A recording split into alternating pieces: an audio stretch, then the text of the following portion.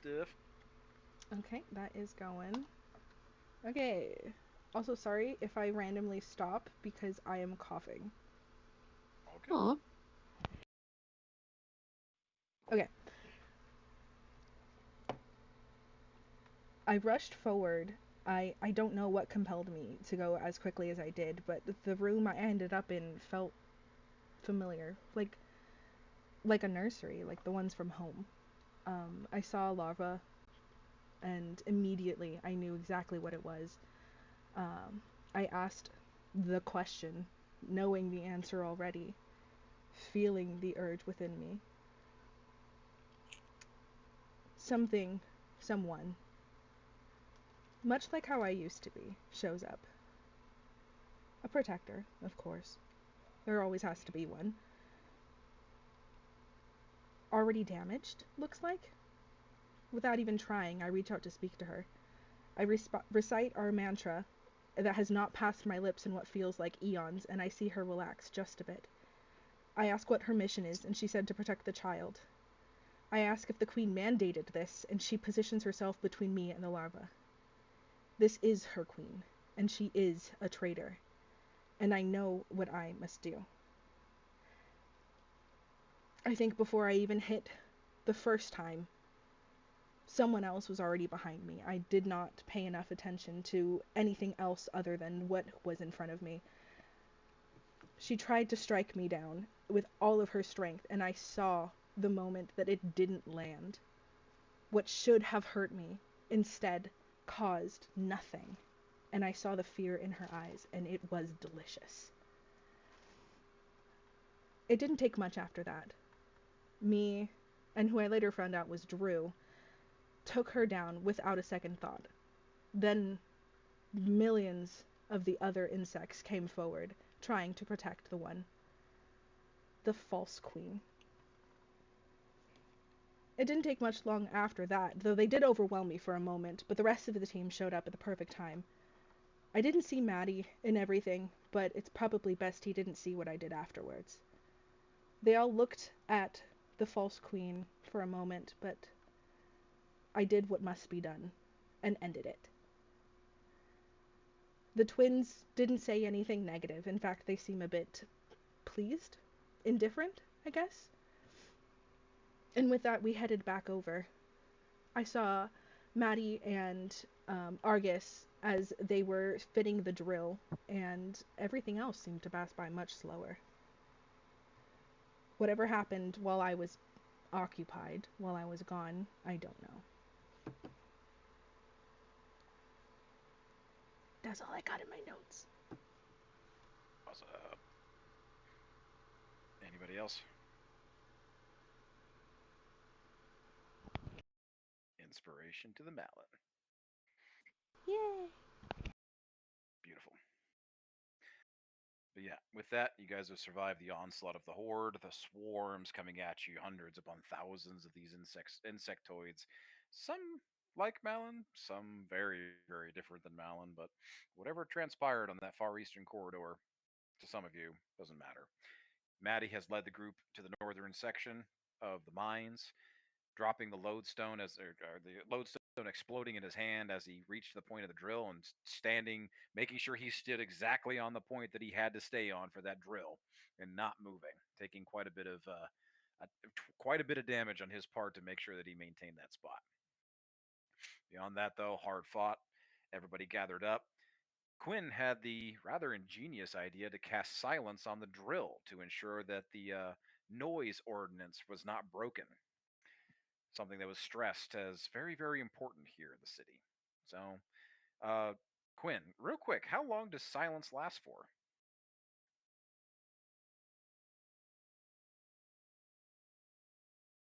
Sorry, was talking on mute. Silence lasts for 10 minutes if I cast it, but I can ritual cast it to keep it up. Okay, perfect. So you're just going to use, so if you ritual cast, you don't have to use a spell slot, right? Correct. Awesome. Okay. With that, you're going to maintain complete focus on the drill during the entirety of this, correct?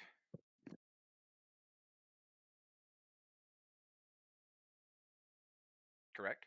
Did we lose everyone? Did we Nope. lose me? Can we hear you? Can hear him. Yeah, I can hear him.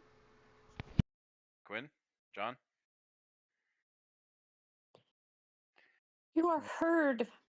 God, we're gonna start having issues already. Ooh. John? John? Are you muted?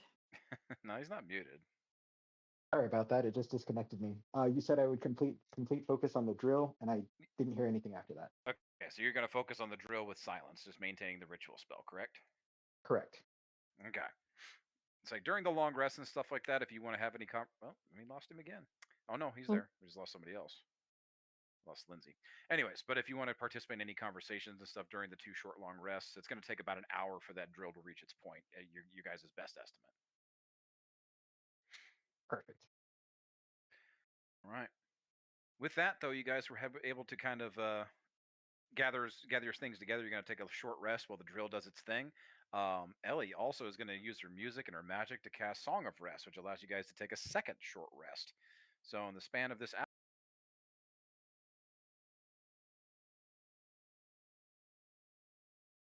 get your spells back. So with that, please take 2 short rests if you have not already done so. If you have, stay where you're at. The twins are still with you guys. They're hanging out, just kind of watching up top. You haven't dismissed them. You haven't talked to them. They're just kind of waiting to see what happens next. You guys are all gathered up here. Smalls and Quinn are focused on the drill. You guys go ahead. 2 short rests. You got a couple hours. What are you guys doing to fill the time? Well, the first thing Ellie's gonna do is, after the music's complete and everyone's relaxed, she's just gonna walk over to a little space and prestidigitate a lotus and just give a short prayer of thanksgiving to Lotus because of the abilities that were given to Ellie, and especially the blood well vial. So Okay. she's just prestidigitating a lotus. Okay. Roll me a D100. Okey-doke. Drew, where are you at?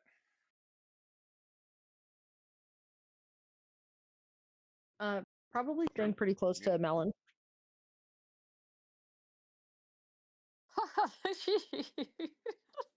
Sorry. I'd probably be staying What'd pretty you get? close to Melon.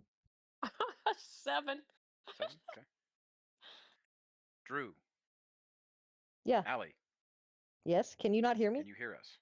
Yeah. Can you? I'm not muted. I'm seeing the green. Yeah. Drew said that they were going to be close to me. Yeah, we can hear them just fine. Yeah. Do you have them muted? Probably. I can't hear. Hang on a second. Did you mute me? Not muted. Silenced. Why are? Wow. Okay. Why on earth are they muted? No. Here? Okay. All right. There we go. Now I can hear you. Babes, can I hear you? Are you talking? I'm Okay, fine. Now we're good. Ooh. Maddie, you there? You've been quiet. Can you hear me? Yep, I can hear you. Okay. I've just been quiet. Guess we should have done a mic check for everybody. There we go. Okay, so Drew, you're close to Malin. Yep. You're kind of within earshot, I'd say. It's a small this mouth of the cave or this section of the mine here is not exactly large. You're within close proximity of each other, 15, 20 feet. But more than that, so it kind of echoes. You definitely pick up on what Ellie's doing over there. Do you do anything?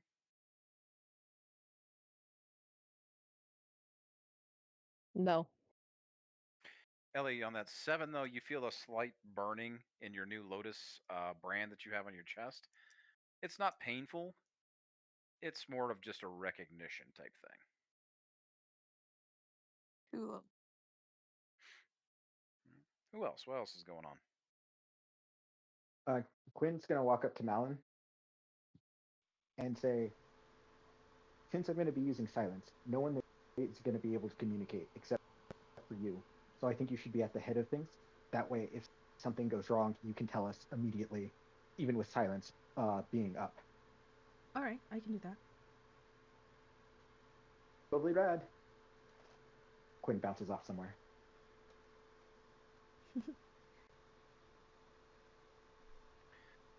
Maddie, you're carrying the contract, right? I absolutely am. Okay.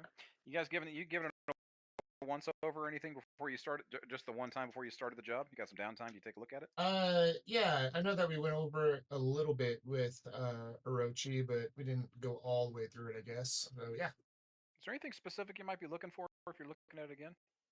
Um, I guess did want to know about the drill head because I was hoping we get to keep that, but I don't think we actually established if we were gonna do that or not. Okay. You're looking over the just on a just a blanket inspection of the form. The form doesn't mention the drill. In fact, it mentions absolutely nothing about the mine other than you are delivering equipment to the mine. That's it. Doesn't even specify what you're transporting. And certainly doesn't say that you are inclined to give anything back or keep anything. Nothing in that specific wording, just that you are delivering mining equipment. Okay, that sounds perfect then. So you don't know if you have to leave it, keep it, return it. Doesn't specify. At least it doesn't specify in the contract. Okay. Who else? What else?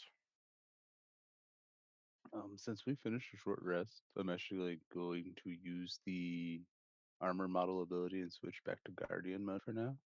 Okay. That way, a little bit beefier while getting covered in slag. I feel like is a smart idea.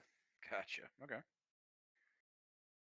Have you shared the the basically the layout that Orochi gave you with the group? I would have probably, yeah, 100%. Because they gotta know what we're getting to. The letter that he got. Yeah. Yeah, we have it in our quest board for anyone who hasn't read it. Okay.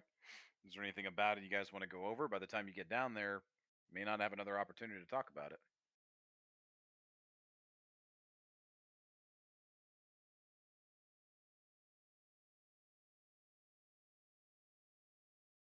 I think we all quickly are reading the quest board. Argus, did you have any questions about it?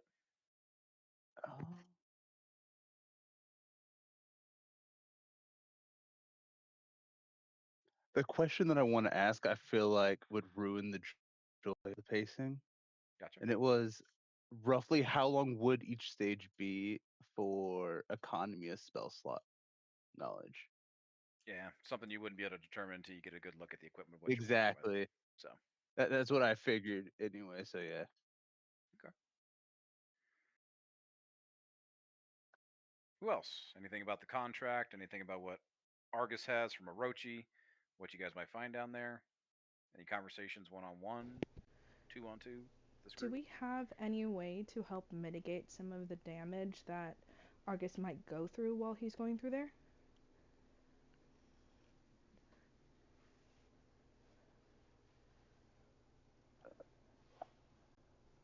Unfortunately, I totally have to focus on maintaining silence, so I'm not going to be able to do much to help him.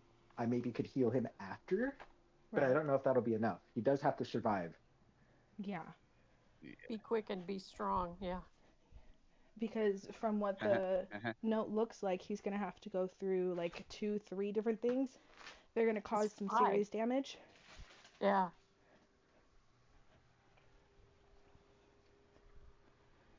I don't know if I will be able to see him while it's going on, but if I can, I could always use some of my psionic ability to help. Can Ellie cast command on Argus saying succeed?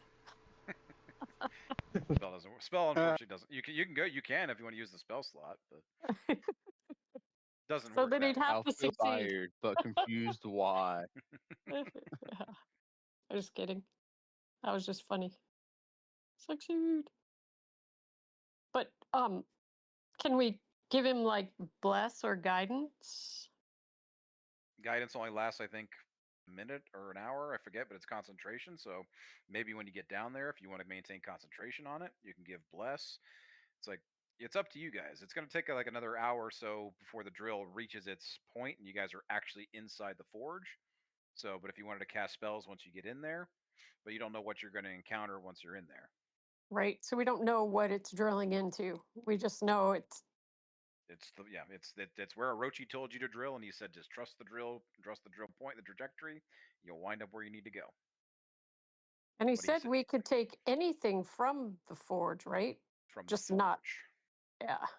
And Cannot that's where touch we're anything in going. the mine. Oh. You guys are in the mine currently. You cannot take anything from the mine, he said. Well, So, we're has anybody... drilling into the forge, right? Yes. The forge is beneath you. At kind of a 45, 60 degree steep angle as you guys are going to be walking down.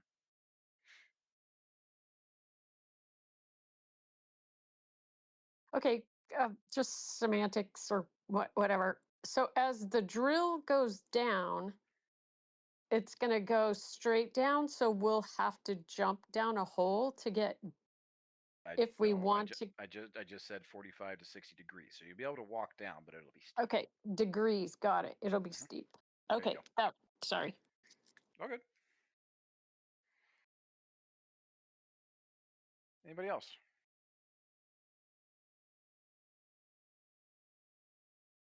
Okay.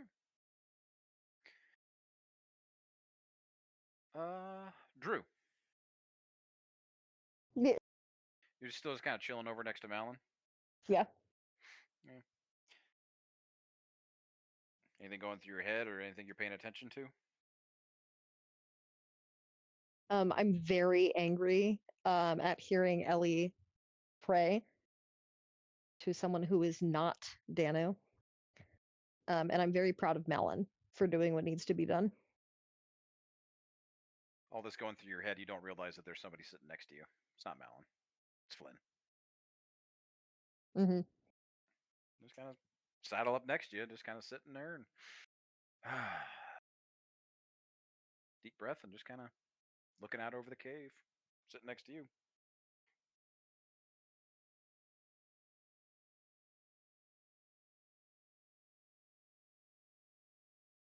Say anything? Do anything?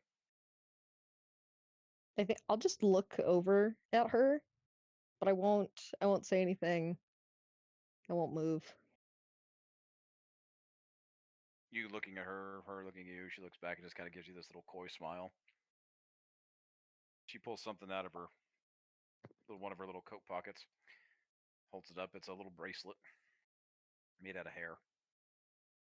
She looks at you and just kind of smiles like, so is this worth more now that all the rest of it's gone? I mean, you might be able to braid it off with something off your back, but not that I'm saying I don't like the new look or anything. Just, make it a joke.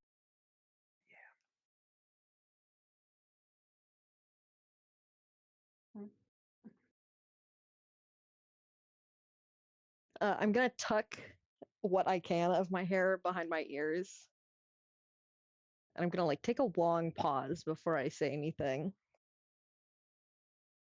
I suppose that could be considered special edition now. It'd take a while to grow it back to that length. Collector's piece, huh? I suppose so. Did you just get tired of washing it, or what's up?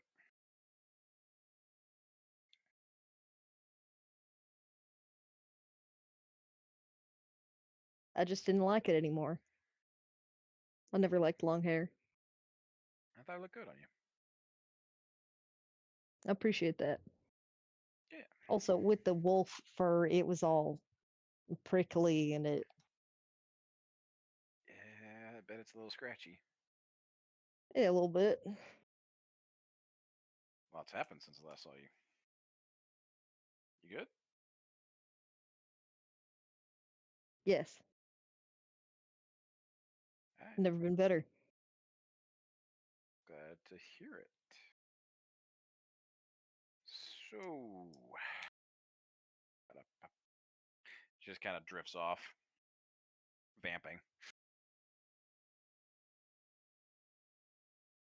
Pico. Yes, sir. Errol kind of saunters up to you. He's not being sneaky or anything. He just kind of shuffles up and hands you a flask of something that he had stored in one of his coat pockets. What's up, Birdman? Hey, who are you? Oh, I'm Errol, dude. Sister Flynn. I'm friends with your new friends. I say new, Yeah. we knew them back then. and we didn't know you, so your Nah, new friend, you feel me? You got me. I do. I'm making Well, I sense. don't feel you, but I get you. So what's up? What's your story, man? Well, well, if you want to know, hi, my name is Pico de Gallo, but So people call me Janet. So Janet? They call you Janet? yeah, I'm Janet. Okay. I really like Janet. You know what? I like Janet too. Thanks. I don't know, something about Janet. I feel you. People seem to I like feel you. Janet too. You know what? Let's move off of Janet, dude. So what's your story? I'm a traveling around, and I stumbled across this plane of existence, and I happened to meet these new kinds of friends here, and they were like, "Hey, join in." I'm like, "Sweet." Did you just Uh, say plane of existence, dude? yeah, What the fuck do you mean? What do you mean? I have been chosen to land here, so I am here. My Land family's here. somewhere. Oh, okay. I feel you. Oh, you one of them free drivers, right? So That's a new plane. way of saying it.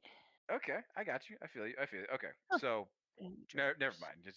It's a translation thing. I got you. I got you, man. So yeah, this country, this kingdom, man. I got you. Okay. Country So you were chosen kingdom. to come here, and you're looking for your family. Okay. Okay. Yeah. I know you travel's got your ways. Full solid. I feel you. Speaking of family, I got a cool premonition where it's like, I think I have an idea where my grandfather is. He's in the sky, not dead, very much alive. Your your grandfather's in the sky, Not dead, not very much dead. alive. Very much. Okay. What's that mean, man? Uh, I'm a chicken, and I think it's a bird thing, but I can't tell. True. I can't tell what that S- means, except Solid. it's a What's very that, Maddie? personal. Oh yeah, man. I'll help you out. No problem, Matt. Hey, man, I gotta go. Maddie needs my help. He Oh, kind of grabs his flask Maddie away. needs your help? Maddie's cool. Yep, yep. He's I cool, man. found him. Yep. Uh, And he just kind of walks away.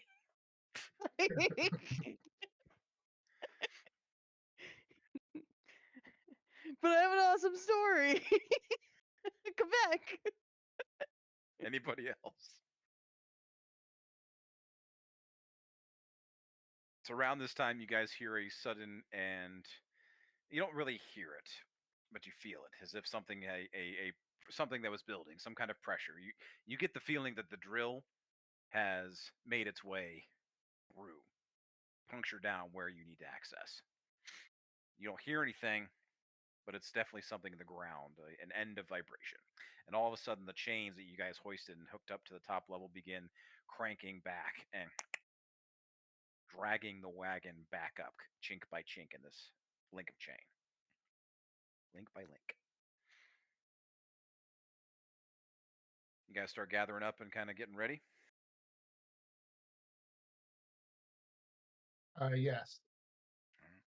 Takes about 15 minutes or so before the wagon fully ascends back up the way that it came, revealing this nice, I'd say it's about 10 by 10 entrance point, size of the wagon headed down.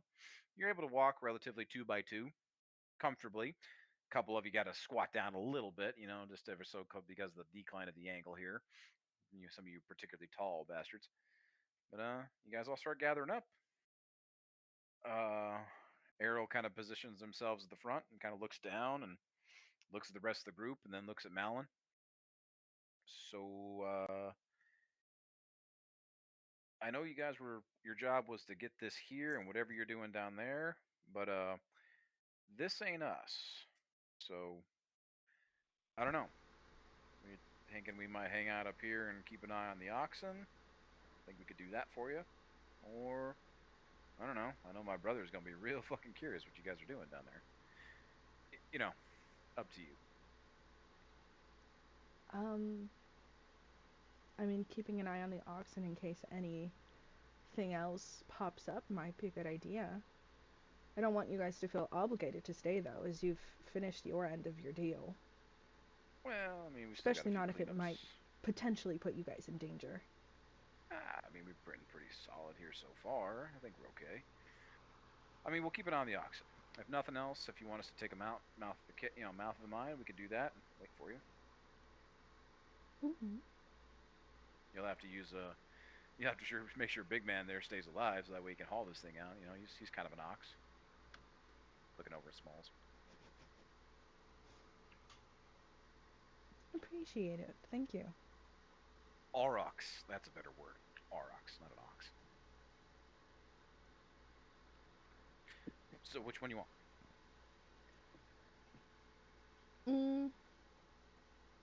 If you guys want to stay here for a moment. Okay.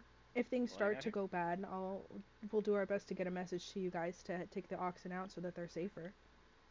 Okay. We'll hang out here. We're gonna do a little bit of cleanup. We're gonna fan out from this point here, and we're gonna do some cleanup on the rest of the bugs. Do what we can. But yeah, we'll guard your hole. Thank you. You bet. All right. So Errol and Flynn are gonna hang out up top of the entrance point. They're gonna stay with the wagon now that it has done its job. And they're going to stay with the oxen as well. Make sure everything stays copacetic up here and fan out and kind of clear out some remaining bugs or what they can and just kind of check out the mine. All right. Anybody else? Anything before you start heading down? Are you guarding all of our holes, or is that just Malon's? Oh. Maddie! Just the big hole, big boy. Yeah, that's right. Okay, just making sure. Nycock stops away. Anything else, I might hurt you.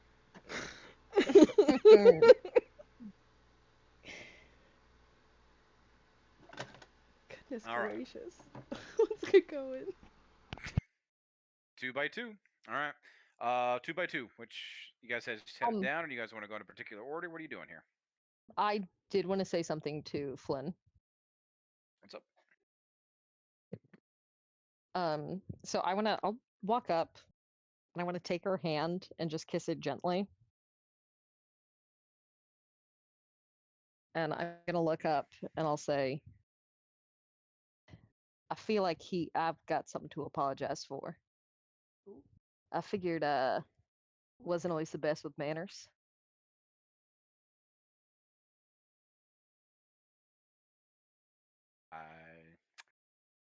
Yeah, she kind of like takes her hand and she doesn't really wipe the kiss off of her hand, but she just kind of like starts rubbing your hand.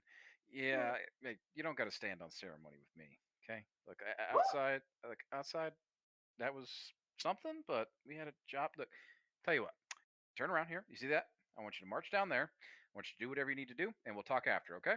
She kind of like gives you this pat on the ass. Go get him. Dang. I'm going to use message to her, and I'm gonna say, I see why he liked you. Okay. And I'll walk away. Gives this like one weird ass look like. Okay.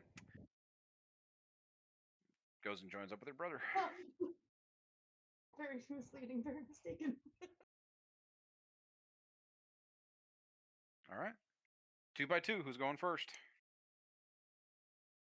I think Smalls would want to be in the front if anyone wants to rock with him. I'll go with Smalls. That way, if anything's happening, like Quinn suggested, I can let everybody know. Okay. Everybody else just kind of follows in behind Quinn and Smalls and Malin. Yeah. All right. Sounds good. All to be as close to the front as possible, actually. Okay. Argus following closely behind them then. Actually got to be put into the line of melting. All right. Yeah, just be Making your way careful. The down? ones in the front are silenced. So Well, you had it on the drill, right? yeah, I had it on the drill. It's got. Oh yeah, no, it's fine. So it would follow the drill. So now that the drill is back up, there would be no silence down at the bottom. So Oh, anything, okay. any noise that you do from now on is noise. Like it's still only, and you drop concentration on silence, so it's no longer there. Okay, perfect. But any noise you make from here on out, it's your noise. You guys make your way down. It takes about, I'd say, a solid 20 minutes or so, kind of hiking just down, like you're moving down a decent set of stairs. Smooth, completely bored out. It's enough grip there that you don't really lose your footing. You don't got to make any kind of checks, though. But you are walking into absolute darkness. There's no light at the end of the tunnel. So, Malin, do you have any kind of light sources? Smalls lights up a torch, and he's kind of leading it out. He's got about 5-10 feet of solid darkness, dark vision with the torch. But, Malin, do you have anything? I do have the thermal lantern. That does, yeah, that's heavy and unwieldy, but I guess you could use it in this sense. I'll allow it. It does say that it casts a bright light in a 30-foot radius, and Sure. then dim light for an additional 30. Solid. Okay, so about you got low light vision out to about 60 feet in front of you as you're making your way down this hole. Good deal. Good use of the tools. You make your way down though. Eventually, you come to a bit of a plateau, a bit of an opening there, as the drill broke through the wall, kind of a corner piece to the wall, and what would be considered the roof of whatever you're walking into here. There's a bit of a 5-6 foot drop as you kind of like jump down a little bit off the broken piece of this wall down to some rubble below.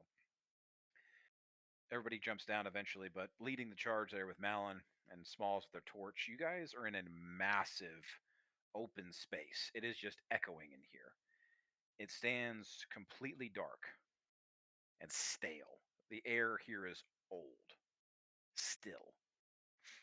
It's like the closer you got to it walking down the drill point, the nastier it kind of got down here. You feel as if this place has been undisturbed for, let's just say, an age. This is a room, a rather massive room that is walled off, doored off, closed off. You feel like nobody's walked in here in a long, long time.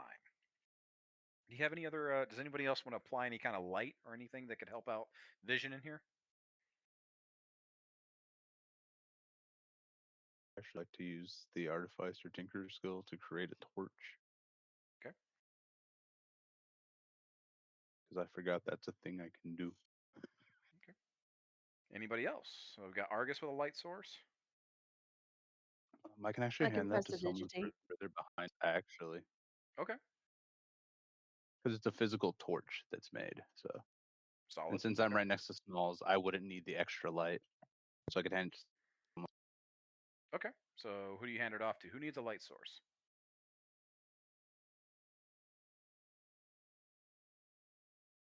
Probably give it to Quinn, honestly. No, actually, I'm gonna put spell point into my spell sword. It gives me bright light for 20-foot radius, and then an additional 20 foot. So I'll have my Okay. sword prepped and ready. Nice. Okay, using the spell blade. You know, this Yep. lightsaber like weapon is that Quinn now calls their best friend in battle, lighting their way. They have bright light for a certain distance. It starts to light up the room a little bit more. Different light sources. You're starting to getting a better visual of where you're standing. Again, this room's pretty massive. It's probably about 60, 80 feet across to the wall. It's probably like 180 feet across from like center point from wall to wall. So it's a pretty big space. You're still kind of revealing a few things. Anybody else?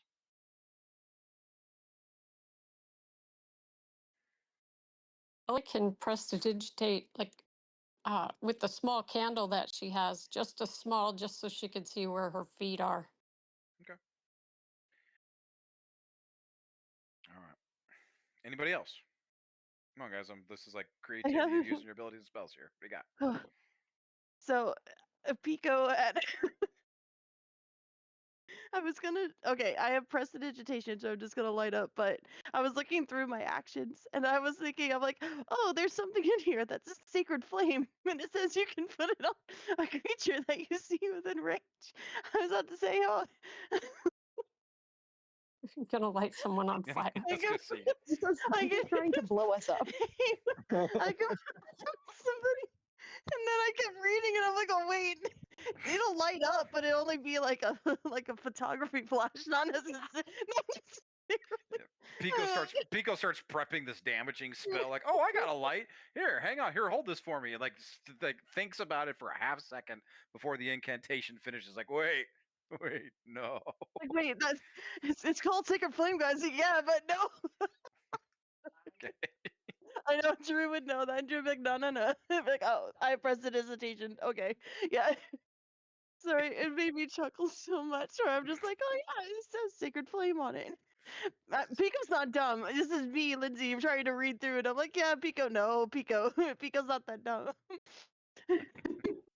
Pico's adventurous, yes, and but So Argus, you're moving with smalls. A couple other Cool. people have small light sources, and Ellie, I'm sorry, Ellie has her prestidigitation. Malin, you have the torch. The heating cube torch. So you have that expanding feet about a dim light. Fuck, I can't talk. Dim light out to about 60 feet. So, anybody else before I move on? Well, Don't if we we all have have, dark vision? yeah, that was my question too. What's that? Don't we all have dark vision? You do, but again, Okay. it's like this is using again. You have to the only light source that you're using off of here is the actual torches that you're using. You have to have Okay. you have to still have some kind of light source to use dark vision. Okay. So would the candle work for that? Sure. Again, that Oh, only goes sure. out. Again, it only goes out to about 30 or 60 feet for you guys, depending on what it says on your characters. So I'm offering you opportunities to add things to expand upon it. Either way, if you don't got it, we'll move on. Okay. You guys all start kind of y'all guys all kind of start fanning out and checking the place out. This is a smithy of epic proportions, from what you can see. There seems to be some kind of massive conveyor line that leads under a pour on the far northern side here. Again, it stretches the entire length of this thing, so probably about 180 feet is what that thing is altogether. The air in here starts to reek even more as you get deeper into it of coal and smoke. There's like a metallic flavor. It gets on your tongue. You can almost taste the air in here. All of the Mechana in here, though, stand completely silent, but there's no dust other than what just was left behind the drill when you guys bored in here. Either side of the forge, though, can't really tell. It's like off in the dark distance of the room. You guys aren't really seeing all of that. But at the center of all this, away from the pour point, away from the conveyor line, at the very center of the room, though, stands this kind of, it's massive. It's probably 10 by 10, big as the hole that you guys just drilled. But it seems to be this like iron metallic platform that's about 2-3 feet up off the ground. But even in the low light, as you look up, you can hear something kind of creaking as like there's enough of the wind that is caught from the hole that you guys just drilled. Up above it is probably this 100, 200 ton size counterweight. It's massive. It is this huge cylinder-like counterweight that is just dangling on an even equally massive chain above this platform. Most of you give this thing a pretty wide berth, though, as you look at it. But as you all continue to look around, though, at the center of the room against the conveyor here, and I'm going to drop some art so you guys kind of get an idea of what you're looking at here for a space. I will put these in the chat for right now.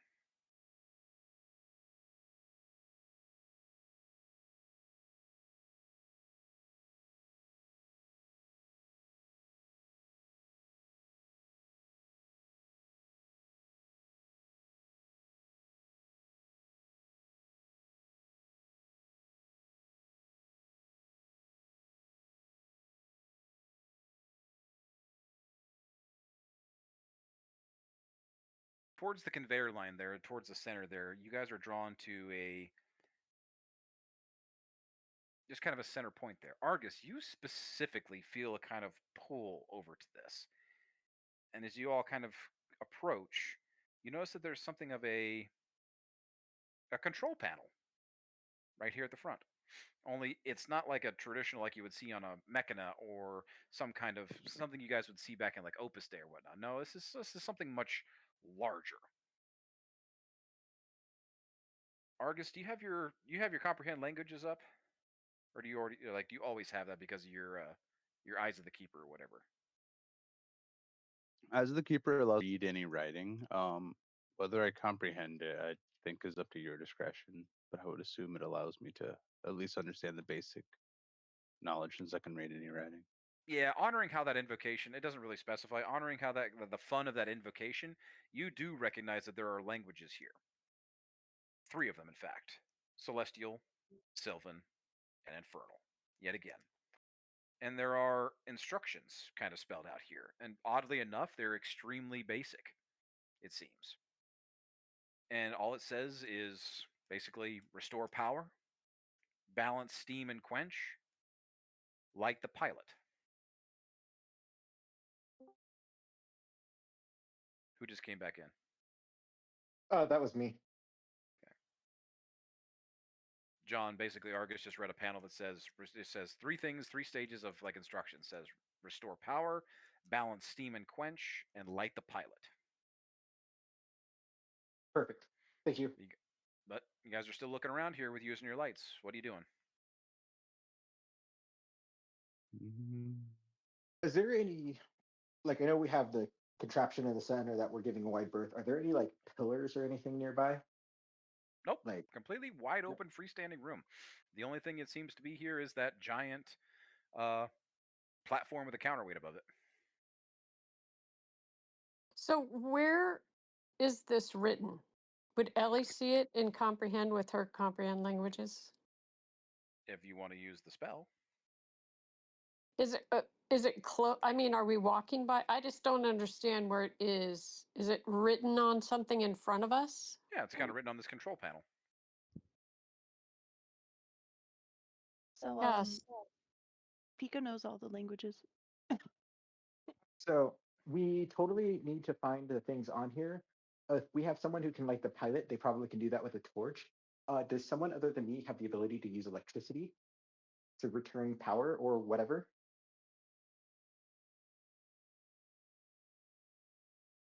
I think my Crimson Right uses lightning. I don't know if that would be something we could do.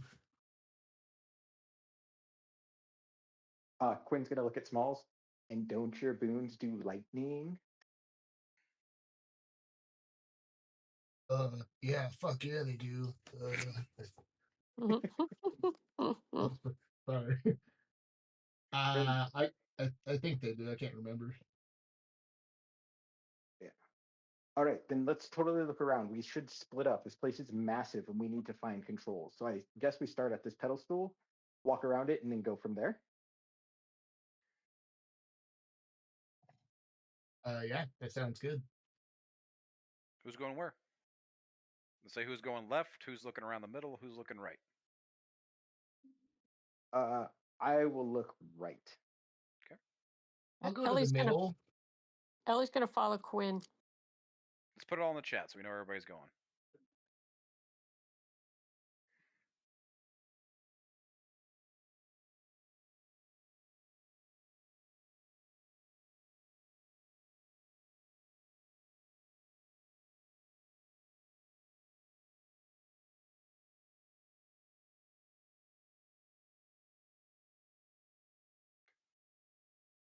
Middle, right.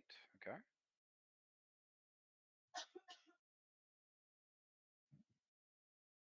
Middle. Middle. Okay. Those of you that walk to the middle, that'd be Maddie, Malin, Argus, Drew, bulk of the crew. You guys get there, and there is a massive center point here. Seems to be a forge, like where you would light up a forge to do tempering and do like blacksmithing work. Except it's massive. Smalls goes to put a torch on it, does absolutely nothing. Anybody who wants to can roll me like Arcana, a tools check, investigation. Use your skills, guys. What are we doing here? Smalls went left. Okay. Is this a place that I would have been before?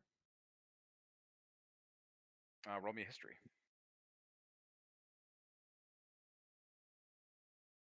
I would like to roll an investigation on the. Cool. Let's get some rolls going. Anybody that wants to, is that investigation, tools checks? Okay, that's a 10. Anything you guys can justify. No, you have not been here before. Okay. Ellie has a Can tinder I- box.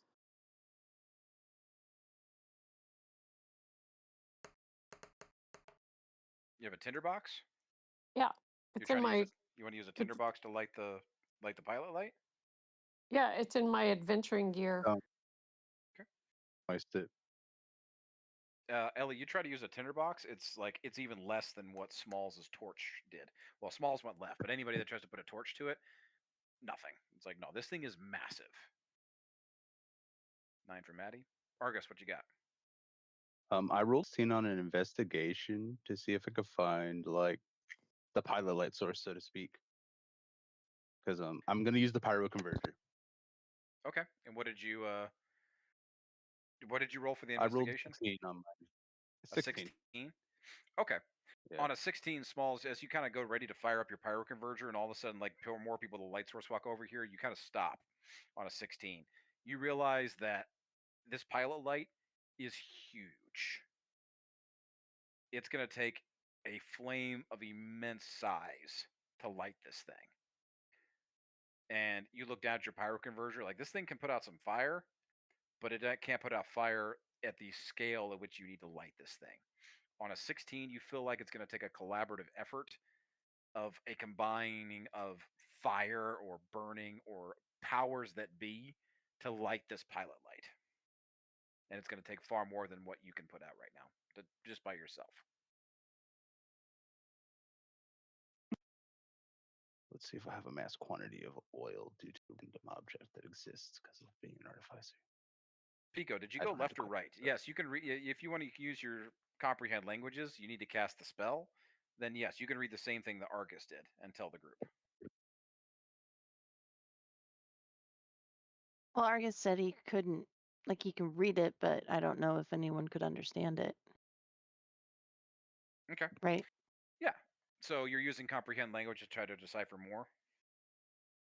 But that was the thing, like, don't I have like this weird bird thing you gave me where any language that I have with my comprehend language, I can just say it? Yeah, you can cast comprehend language. It's one of your invocations. You need to read your character sheet, but it's one of your invocations. I think it allows you to cast speak with language or comprehend languages without using a spell slot or something. Yeah. Okay. Does that work for reading, or does it only work for like what you Well, I have to hear? do. I'm doing one second level pack slot, but Okay. it was something Pico had, though. I thought we talked about before. Again, it's like if it's in your invocations, what is your? It's in a second level divination. Let me see here.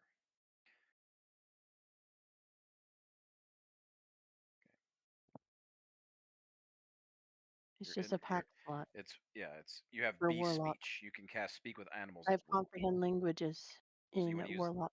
So you want to cast that. Yes. Okay, that's what I'm saying. It's not one of your abilities, it's one of your spells. So, either way, you cast comprehend languages. Yeah, you read the same thing that Argus kind of told out to the group. It is a kind of instruction manual here at this center panel. It says restore the power, balance steam and quench, light the pilot.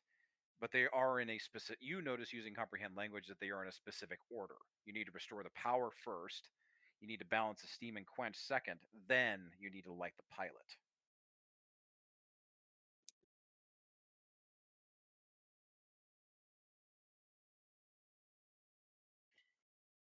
You share that with the group? Yeah. Hey guys, it's an order. 1, 2, 3.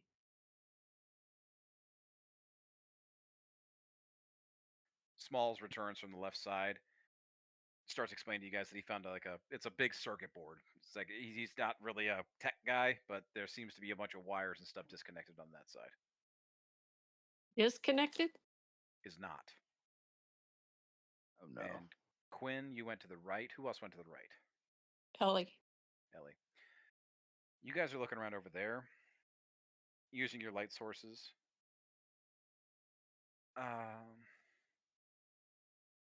Roll me again, Arcana, Investigation, skill checks, guys. I don't want to just feed this to you. Perception's not one, right? You can use perceptions. Like you justify the skill to me. What do you want to try to use to try to either decipher what you're looking at or kind of break this down? good question. So I'm gonna look for ooh, like switches of any kind.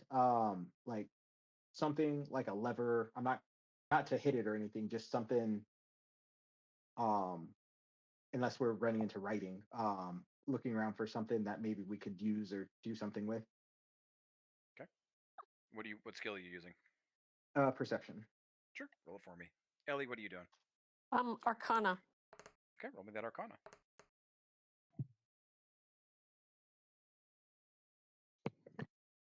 21 for perception. Ooh, nice. Okay.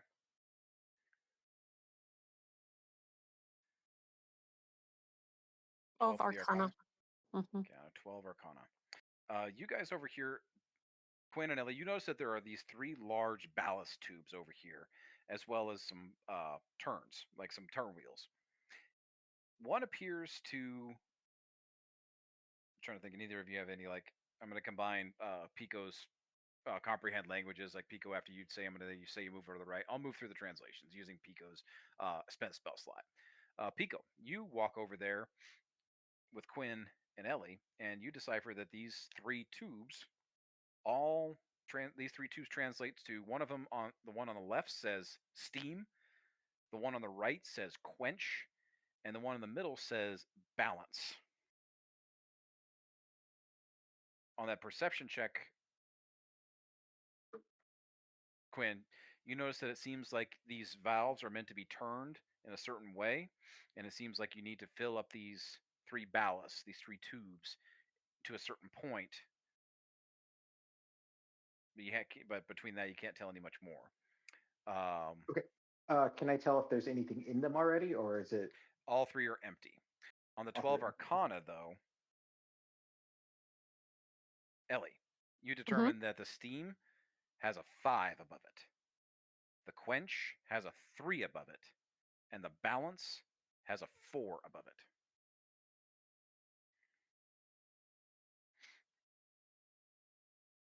4, 5, 3, 4. I'd say you all kind of gather up over by the pilot light too with everybody else. And again, a couple checks here. Does anybody else? It's like anybody that's already made a check. Don't. Does anybody else want to make a check at this one? At the pilot light. Did I'd my try. comprehend languages count? Yeah, on comprehend languages, I would say for the pilot light, there's stuff here that says basically it's the pilot light. This is the heart of the forge, so to speak.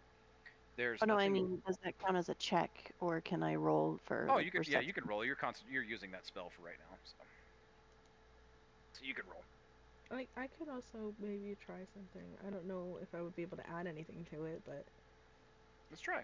It's like I want to see what kind of creativity you guys got. maybe I could use oof. I rolled an 11. Okay.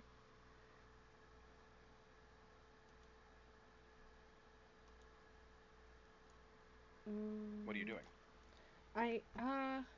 Well, because we have to start the light, right? Yes. The lighting the pilot you learned from Pico is the 3rd thing you need to do. Okay. Would And you guys. I be able so far to see about using like the thermal cube that's in my lantern? Possibly.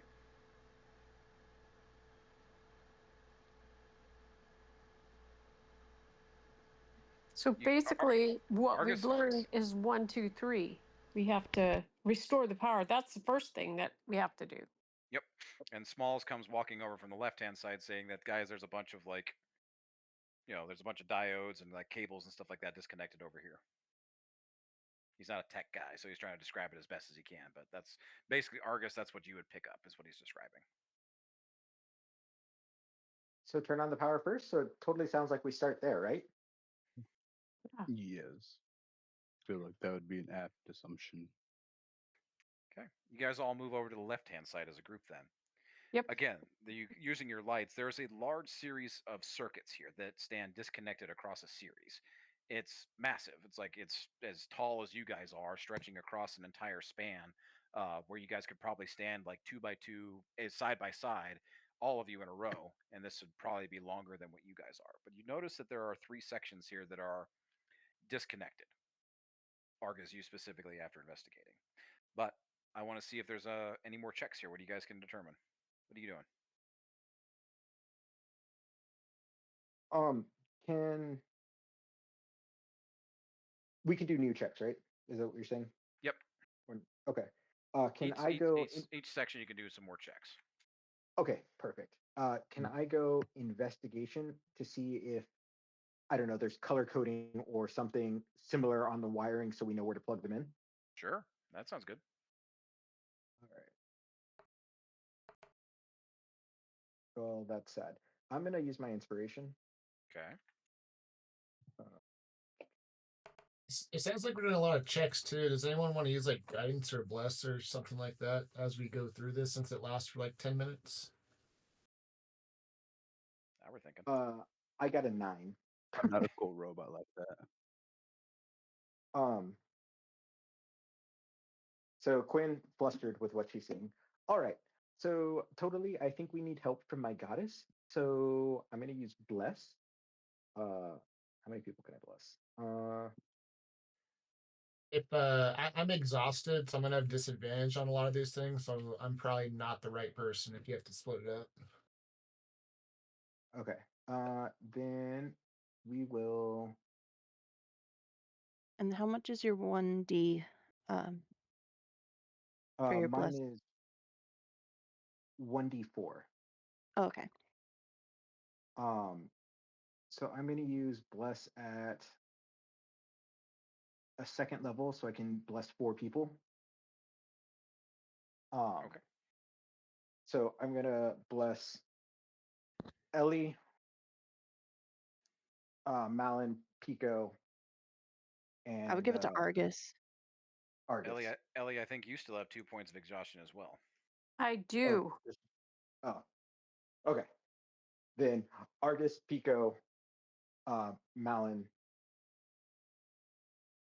Drew. Yeah, that'll work. Okay. Argus, Pico, Malin, Drew. You'll have a D4 for all your rolls for the next 10 minutes. You guys have guidance. You have other abilities. Be thinking about it. These do stack. So what else are we doing? I'm gonna guidance on Quinn. You get a 1d4 on that one. Perfect. And then can I do a perception, and then if it works, is there a way for me to use my like acrobatics to, like, if there's something I need to like glide over or put something into like plug in something with the perception if it's successful? Possibly. Yeah. It's very possible. Let's get that perception check going. Anybody else? It's a nat 1, so nope. Okay. Yeah, Pico don't have it. Pico is far less of a tech guy than Smalls. This is all Greek to you. Kind of want to run an Arcana check on it, actually. Let's do it. Seeing as we don't have engineering, so we're gonna roll that. Just kind of see how it functions. Ooh, that's nice. A 19. 19. Okay. Oh, and 4. Fuck yeah. And a D4. 22. Okay. 22. I like it. Anybody else doing any more rolls? Yeah, I'll go ahead and do a perception check just to see if there's like an easy solution on like how to turn it on. Sure. You got a D4. Well,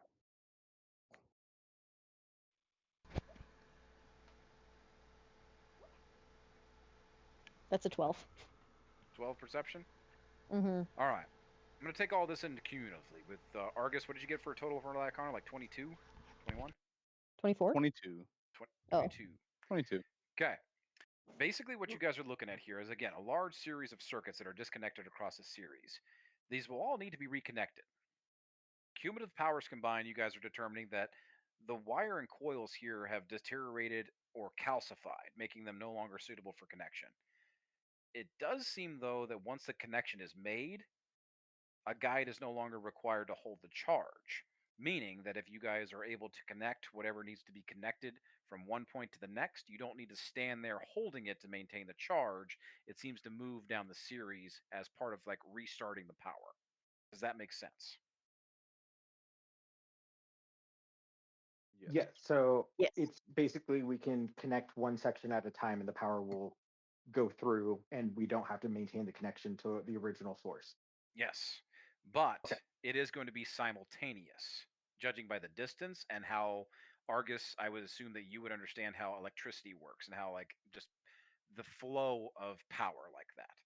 So if you are standing and working one section, you're not going to be able to move it and then move to the next section and help with that. It's you are working one section and then it's going to be simultaneous across the series.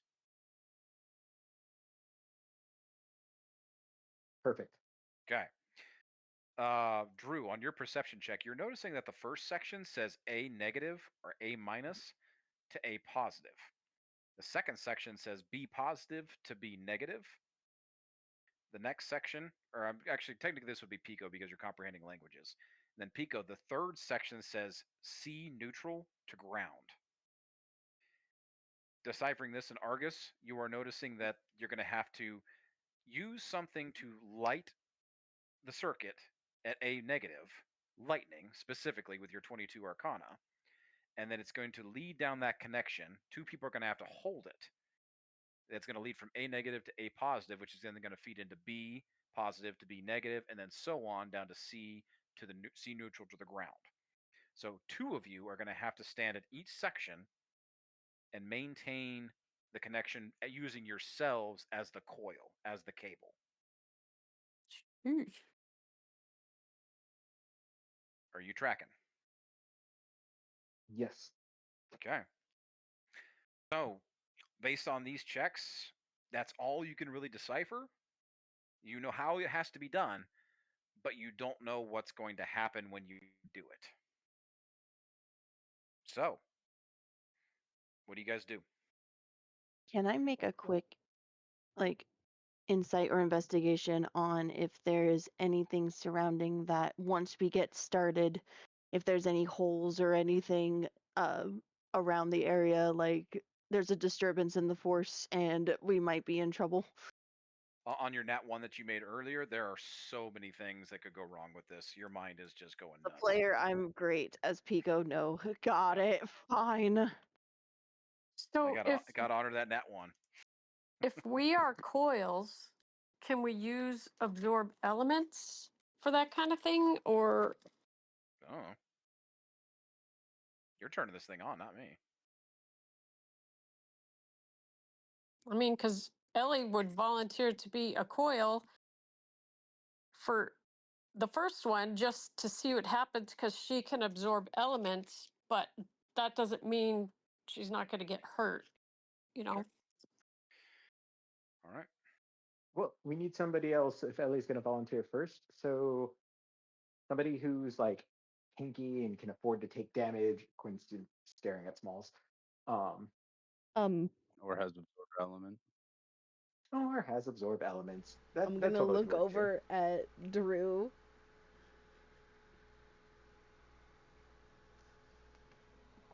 I don't have absorb elements. No, but you're pretty kinky.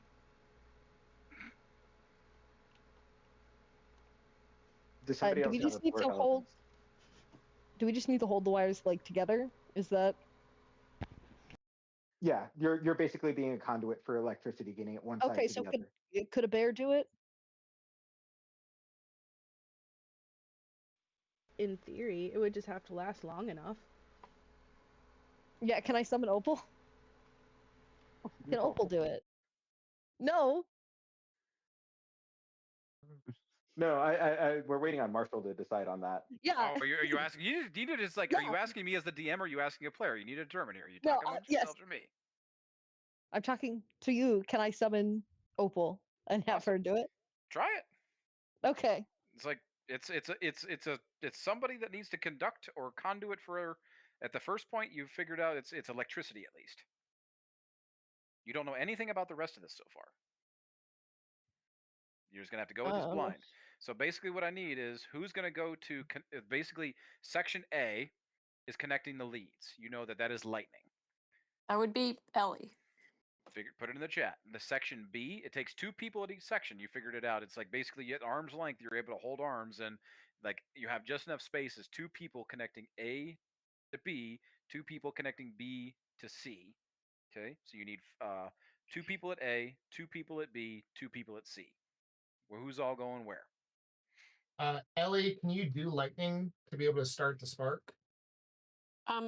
I have a lightning lure, but I don't know if that would work for that. Is it lightning damage? It's lightning damage, yeah. Perfect. Then you're in a good spot. I can go up there with you at A if we have a couple of people to go into B and C.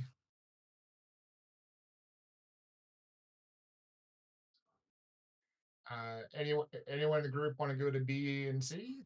Volunteers. It's gonna happen at the same time, guys. It's all 6 of us have to happen. I'll do B. Perfect. I'm not sure what all it will require, but I'll do it. Well, you just gotta hold hands. Yeah, we're all about to take some damage probably from the lightning. It's more than likely what's gonna happen. Oh, we're gonna hold hands. It's a group I'm exercise. gonna be chicken Yeah, I'll fried. go to B. Perfect. During the chat, we can make sure we have 2 at each area. Yep. And Ellie, once we have everyone connected at the same time, do your thing. Like try and absorb it and then what? Well, you gotta make the spark happen once we're all holding each other. Since once you do the lightning, it'll travel through all of us. Is what's gonna happen. Argus, Okay. are you going to be able to do that? Because I would assume that you also have to be somewhere else once everything is started up. I think it's just step 1. I think that after step 1, we go do the balanced steam, and then we pilot it, and then Argus does his stuff. Okay. Oh, we're using Opal too, right? So Opal can take the spot of someone. I feel like it might be better to have Opal take Argus's spot. That way, Argus has as much health as he can have for what he's gonna have to do. I That sounds good. agree. Yeah. Yeah, I So we're agree. saying I can also use a level 1 healing spell real quick too, since we're no longer silenced. So let's Smalls and Opal take C. I don't know if Ellie can simultaneously cast absorb elements as well as lightning lash or lightning lure. Quinn has lightning lure too, so she could do electricity. Oh, okay. I believe it's a cantrip, isn't lightning lure? It is a cantrip. And It absorb then absorb elements elements reaction, so you could reaction, use yeah. them in the same turn. Yeah, same Yeah, as but just if you're gonna have one leveled spell and one cantrip is how that works. As long as one is an action, one's a bonus. But will she have a free hand to do it? I assume it still has its components. Ellie's you- lightning lure comes out of her palm. Well, Okay. Quinn, you can come take my spot if you want. If you want to simplify it, like you can do the lightning lure, she can absorb the elements, and then we'll finish the connection. Yeah, that'll work then. Let's do All right, that. let's do that. So I'll take your spot at C, and you come up to A. Okay. All right. So let's light this bitch up. Okay. So who is all where? Who's Ellie in- and Quinn. Ellie and Quinn are at A. Yes. Okay. Who's at B? Drew and Malin. Drew and Malin. Drew and Malin. Who's at C? Opal and Smalls. Opal and Yeah. Smalls. Okay. There. Put it up at the top of the chat there. Perfect. All right. Ellie and Quinn, you guys take your positions there at A. There are those of you that are not standing in part of the series. You guys are using light sources, making sure everybody can see as clearly as possible. And Ellie, Okay. who's kicking it off? Ellie or Quinn? Who's using the lightning lure? Quinn will use the lightning lure. Yeah. You guys reach up and connect to these like power, like these like central like little lines where the cables are holding, and then you reach down and you grab the stripped away parts of the cable that are not calcified and using your body as the connections. Ellie, you grab cable, Quinn, cable. Ellie, you put your wrist up and slip out a lightning lure as it reaches over to the center point where you need to insert the the power source, basically, which would be your lightning lure. And all of a sudden, this shock of lightning hits this diode in there. A light lights up and it begins channeling through all these circuits and all these lines, feeding down. And I need Ellie and Quinn to make me a dexterity saving throw. So Ellie can use absorb elements with this, right? Maybe. We'll find out. Oh, dexterity first. Dexterity saving throw. Right. Let's get there. 14. 14. Oh shit. 8. 8. DC on this was 10. All of a sudden, you feel a jolt of electricity. Ellie, your own lightning lure courses through your body, shoots through, hits you in the chest, left arm to right arm, travels down your fingertips and into Quinn. Quinn, same sensation, down to the tips of your toes, top of your head, and out the hand as it moves past you and into the next stage. You both are. Quinn, you take 5 points of lightning damage. Ellie, you take 10 points of lightning damage. You can use But I can. reaction. You can use a yes. You can use a reaction. Absorb elements. Make sure you're knocking off the spell slots. Yes. Does cost spell slots. Okay, so just for clarification, I hit absorb elements. Do I hit the 1d6 to see Uh, what? If you want to hold it, yeah. If you want to, basically you're holding lightning damage for your next attack. But I think that only lasts a minute. Okay, so I don't need to do that. I'm just kind of confused at what's going on. I can see it in my head, but You are absorbing. You're using. You want to use absorb elements to have the damage from the lightning, correct? yes, Okay. For that, don't overcomplicate it. For the sake of that, yes, you can use the spell to have the 10 damage. So you only take 5, but you need to knock off the spell slot. I did. Okay, I did that Perfect. first. Got Cool. it. Traveling through the leads, and all of a sudden it moves into the next series. These diodes, which is Drew and Malin, as you guys are kind of doing something similar, holding diode to diode, and left to right, your own you're holding out these extended like metal rods and stuff like that. That are the coils have been calcified, so you're using your own body as a conduit to lead the electricity. Only as soon as it hits the entry point for the next set of series, a sensation of cold courses through your bodies, and all of a sudden it's like your bones are frozen, your skin feels brittle, your eyes feel as if they are frozen in your head for just enough of a couple of seconds. And I need you both to make strength saving throws. Sorry, you said what kind of saving throw? Strength. Okay. That's a 16. Okay. I would like to use my inspiration to re-roll that. Okay. There you go. Oh, wait, can we Yay, add that's a the less dirty than that for 20. saving throw? Dirty 20. You both succeed. 20 points of cold damage comes your way, but since you both succeed, you take 10. Technically, I think 10. How many? Okay. Because the DC's 10. Okay. Moving into the next series, Smalls is holding on to the last diode, only except he's holding on to Smalls Opal the movement. bear, as Opal is reaching down and clasping this ground wire connection that literally feeds into the ground with her teeth. And all of a sudden, you guys hear a combustion sound as the cold air, as that cold channels through both of Druin and Malin, and it feeds into the next power point, and it explodes with this kind of combustion sound, and fire courses through into Maddie's left hand, through his body and out of his mouth and coiling around his arm, and it hits into Opal. Opal's hair lights up as it feeds down into her mouth and bam, hits the ground wire. I need Smalls and Opal both to make me Constitution saving throws.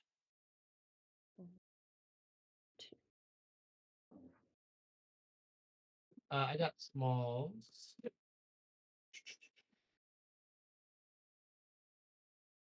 That's a dirty 20. For the bear? Yeah. Nice. Okay. Smalls got an 8, and he's gonna keep that. He's gonna keep it? Yeah, he doesn't want to waste his inspiration now. Okay.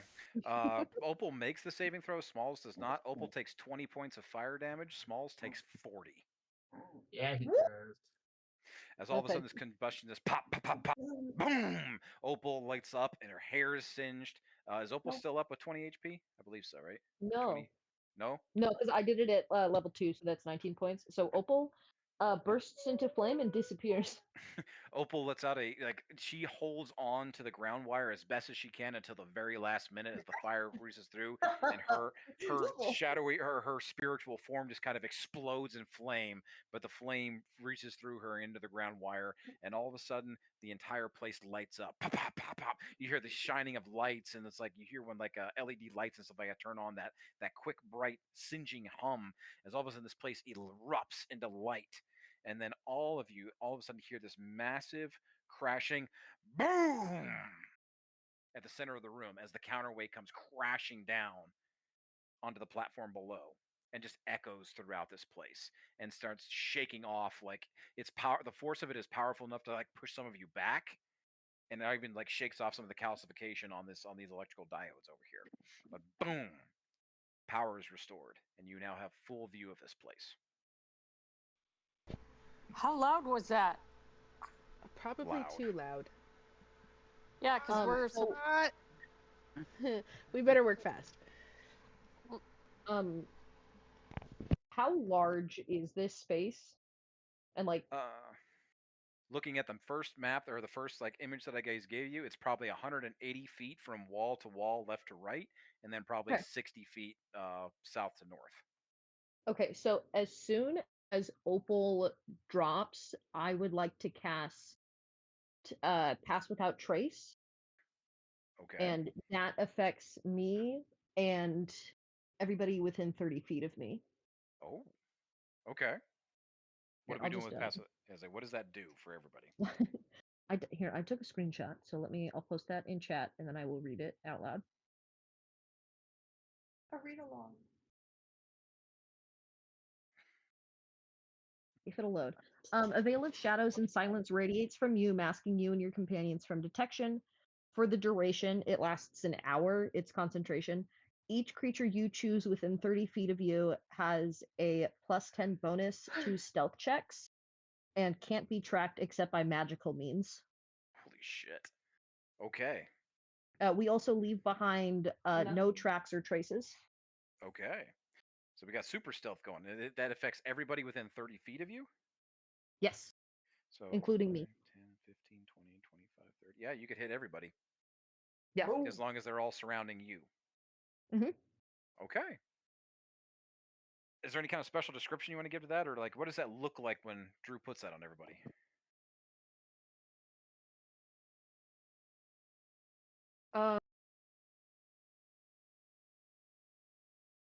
I would say it has less of like a physical effect or presence, but it feels like when you're a kid and your mom tosses the blanket over you if you're like being too noisy. Did anybody else's mom do that? Oh yeah. like a bird. Night night. Yeah. But like when somebody tosses a warm blanket on top of you. So it's just kind of like heavy, like a heavy presence of silence. Okay. Which I believe we can all still communicate freely within it. It doesn't say that you cannot. Because it doesn't say that we can't. Yep. You're good. It's just a massive stealth bonus within 30 feet. So. Yep. All right. I like it. You guys have restored power. Remembering the order, now you need to balance the steam and quench. What you remember is what everybody that went on the right, which was Pico and it doesn't matter. Pico, Ellie, those of you that went to the right, you guys determined that is where the balance and steam is. You guys walk back over there. Again, you guys have determined that there are 3 valves and 3 ballast tubes here. There's one that has the number 5 written on it, one that says 3, and one that has 4 written on it. Any other checks? Any other determinations? What do we want to do here? Those of you that already made checks on this side, I'm going to go ahead and reset it. Since you guys have gone from one side to the other, now you get a fresh look. You have lights turned on. You got a clear look at what you're doing here. Let's make some fresh checks. What are we doing with this? So we need to produce steam, right? Let's make some checks. So you guys, what do you? Oh, You tell okay. me. What are you looking at? Let's see. Can I do like an investigation check specifically on like any like pipes that may like bring water or something like that? Sure. Investigation's a solid check. It's like anything, any abilities, any kind of checks you guys want to do to try and do this. That's a 26. Free shot. Ooh, on the investigation? Yeah. I rolled a 19 and it's a +7. Okay. All right. I would like to do perception to see if there's any like dials on the actual like control panel, or if we could like move the numbers. Because you said there's buttons, right? There's valves. 3 valves, Okay. and 3 ballast tubes. Okay. Let me write that down for you. And then, kind of like the electrical circuits, I want to do an Arcana check, kind of like an engineering check, to see kind of how it functions real quick. Okay, Mm. Arcana or engineering. You can use your skill. Like I said, you can either use your Arcana skill, or you could do a tools check, which would be like an engineering check. And that would be, Which is I my think, if you have expertise in any of proficiency. those skills, then that's better. Which is double my proficiency modifier, correct? Yes, plus the associated, like most of them would be intelligence based, depending on Which what is tool a you're plus using.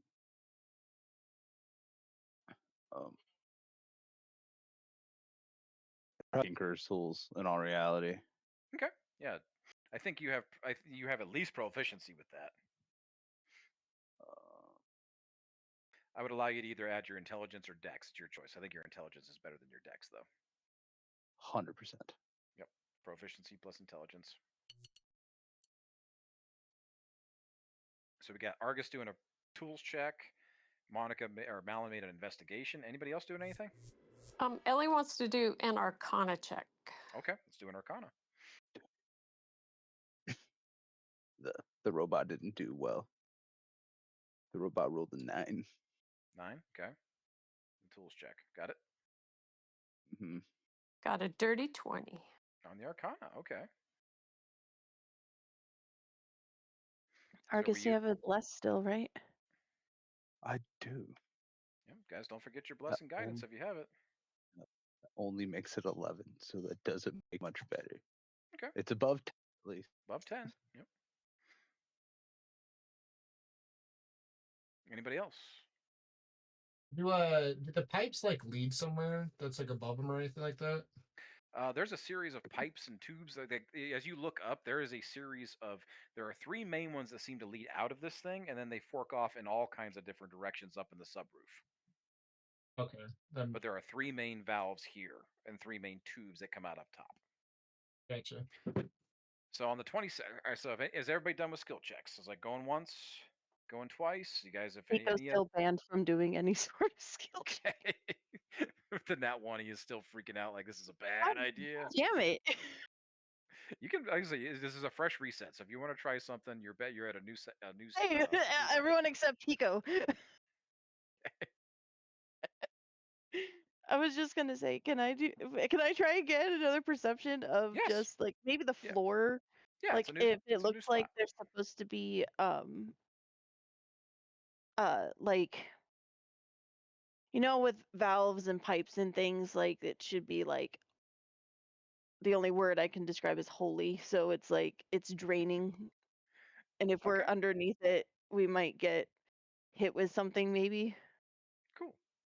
Okay, so make me a perception check then. How about it?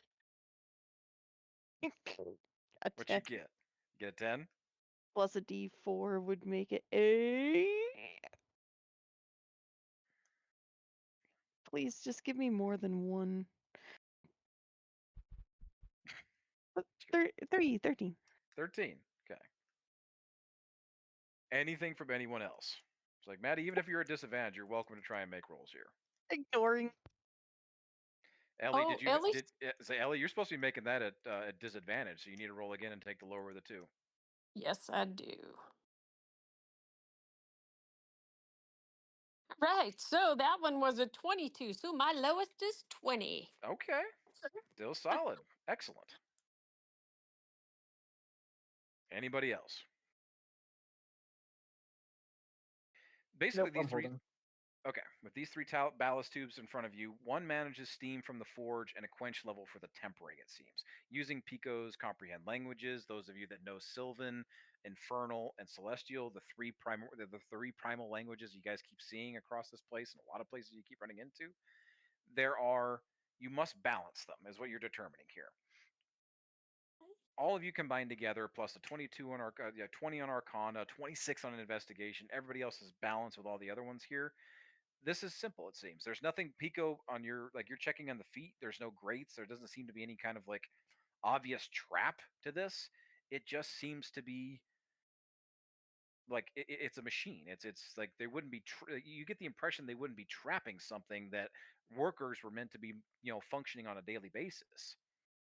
But in front of you, the three words are steam, 5, quench in the middle, 3, and then balance, 4. So Maddie has it written up there. What you guys need to do, putting all your heads together, is you have to get balance to 4 by basically turning steam and quench enough to get it to 4 without going under or over. Are the dials set right now? Can we see what they're set at? It's like you're filling a bucket. Think of it that way. Okay. So, has anybody ever done the water bucket riddle? You have 3 buckets. You have to get 4 gallons into one bucket, but the other 2 buckets that you have 3 buckets. 1 5-gallon bucket, 1 3-gallon bucket, 1 4-gallon bucket. You have to get the balance, the 4-gallon bucket, completely full, topped off with 4 gallons. But you have to use the other 2 buckets, which are 5 and 3. And it must be precise. It cannot be under, it cannot be over. How do you do it?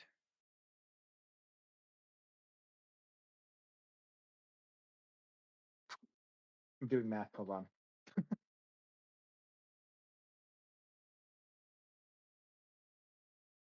And they already have water in them, or are we It starting seems with like no water? it seems once you trigger the valve, it's like filling up the bucket or pouring the bucket. Think of it, basically treat it like the bucket challenge. It's like you're using gallons here, but you are trying to use steam and quench to somehow balance them into 4. For the Can I balance. solve? Can I solve the puzzle then, or do we have to like roll because my character not me in real life? If you have an idea of how to do it. I know the puzzle is why, but Oh. Does Matt know the puzzle, or does Matty know the puzzle? definitely Matt knows the puzzle. So I'll wait.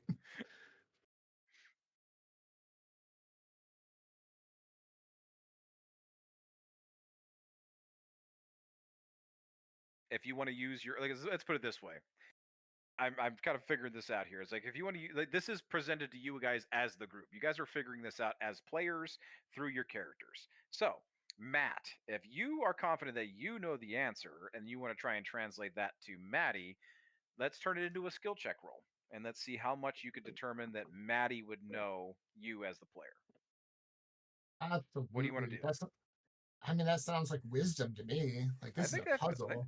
Feels like wisdom or intelligence. Or it's like, yeah, you justify it to me. This could be fun. I mean, it's not like exactly math or anything like that. It's like knowing the wisdom of, hey, can I think outside the box? Like it's not a straightforward fill up this, fill up that. No, you got to think outside the box on this one. That's wisdom to me. Feel it. Okay, I dig it. Let's do a wisdom saving throw or a wisdom check. Wisdom check. Alright, got a nat 1, and I don't think I have inspiration to carry over. So we'll go ahead and well, I'll give you inspiration off of the nat 1. Yes. 19. No, you now have inspiration. Can't use it for this. I tried to out-wisdom you on that one. Didn't work. What else you got? What's everybody else thinking? Look, that's a deception roll, actually. Sleight of hand, maybe. Anybody else taking a stab at this? So we can roll deception? No, you tell me. How are you solving the puzzle? I don't know. It's like literally. I'll roll an investigation. All right. Okay. Monica Can I doesn't do it know a but Pico Malin's a way lot smarter and- than she is, so. I'm deciding if I want to do it. I got a nat 20. Oh. You got a So, nat 20? yeah, so Malin knows the answer. Maddie, pretend see. you're Malin for a second. Instead of addition, you should be thinking of subtraction. They help it. Pico, you want to just roll a Pico? Is that what you're asking me? Because like, I was gonna say, if we're talking deception here, or just like I feel like for a Pico, it would be like, guys, it's clearly this, and I have this weird elaborate thing, and I want to see if that's actually correct or not. I'll put it this way: if you want to roll a Pico, we're going to call it a D100. This is a pure chaos roll. If you get a 100 or a 1, Pico Fucking will go. automatically solve this puzzle like in front of it. Let's fucking go. No. Close. 75. 75. It's close. Pretty close. It's 3/4 of the way there. Pico, yeah, you have no idea. Obviously, guys. Can we- And I'm just gonna walk away with that knowledge. Can we also empty out the bucket? Like the 3 or They're the all 5? yeah. It's like they think of them all as basically think of the steam as at 5 and the you can empty out the buckets accordingly. It's like you need to get this to scale. Okay, you have 2 jugs, a 3-gallon and a 5-gallon.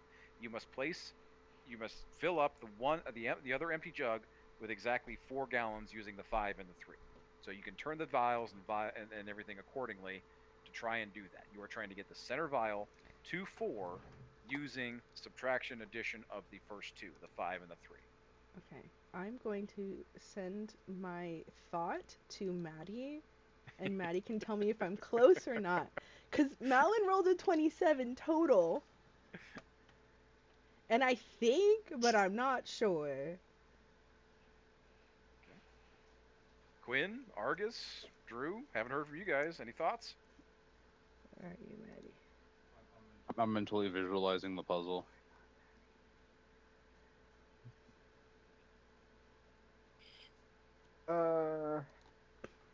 Deciding if I want to do a Quinn thing or not. Can I cast Augury? Maintain it with the wheel, the woe, and indifference. Sure.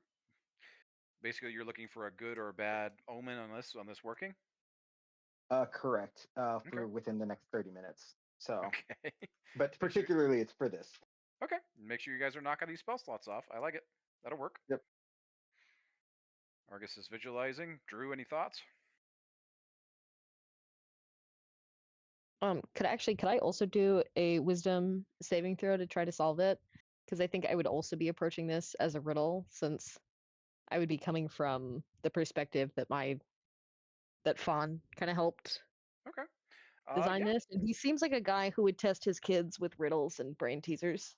This will just be a straight wisdom like a wisdom throw. Maddie, what did you roll last time? Okay. Like a 7?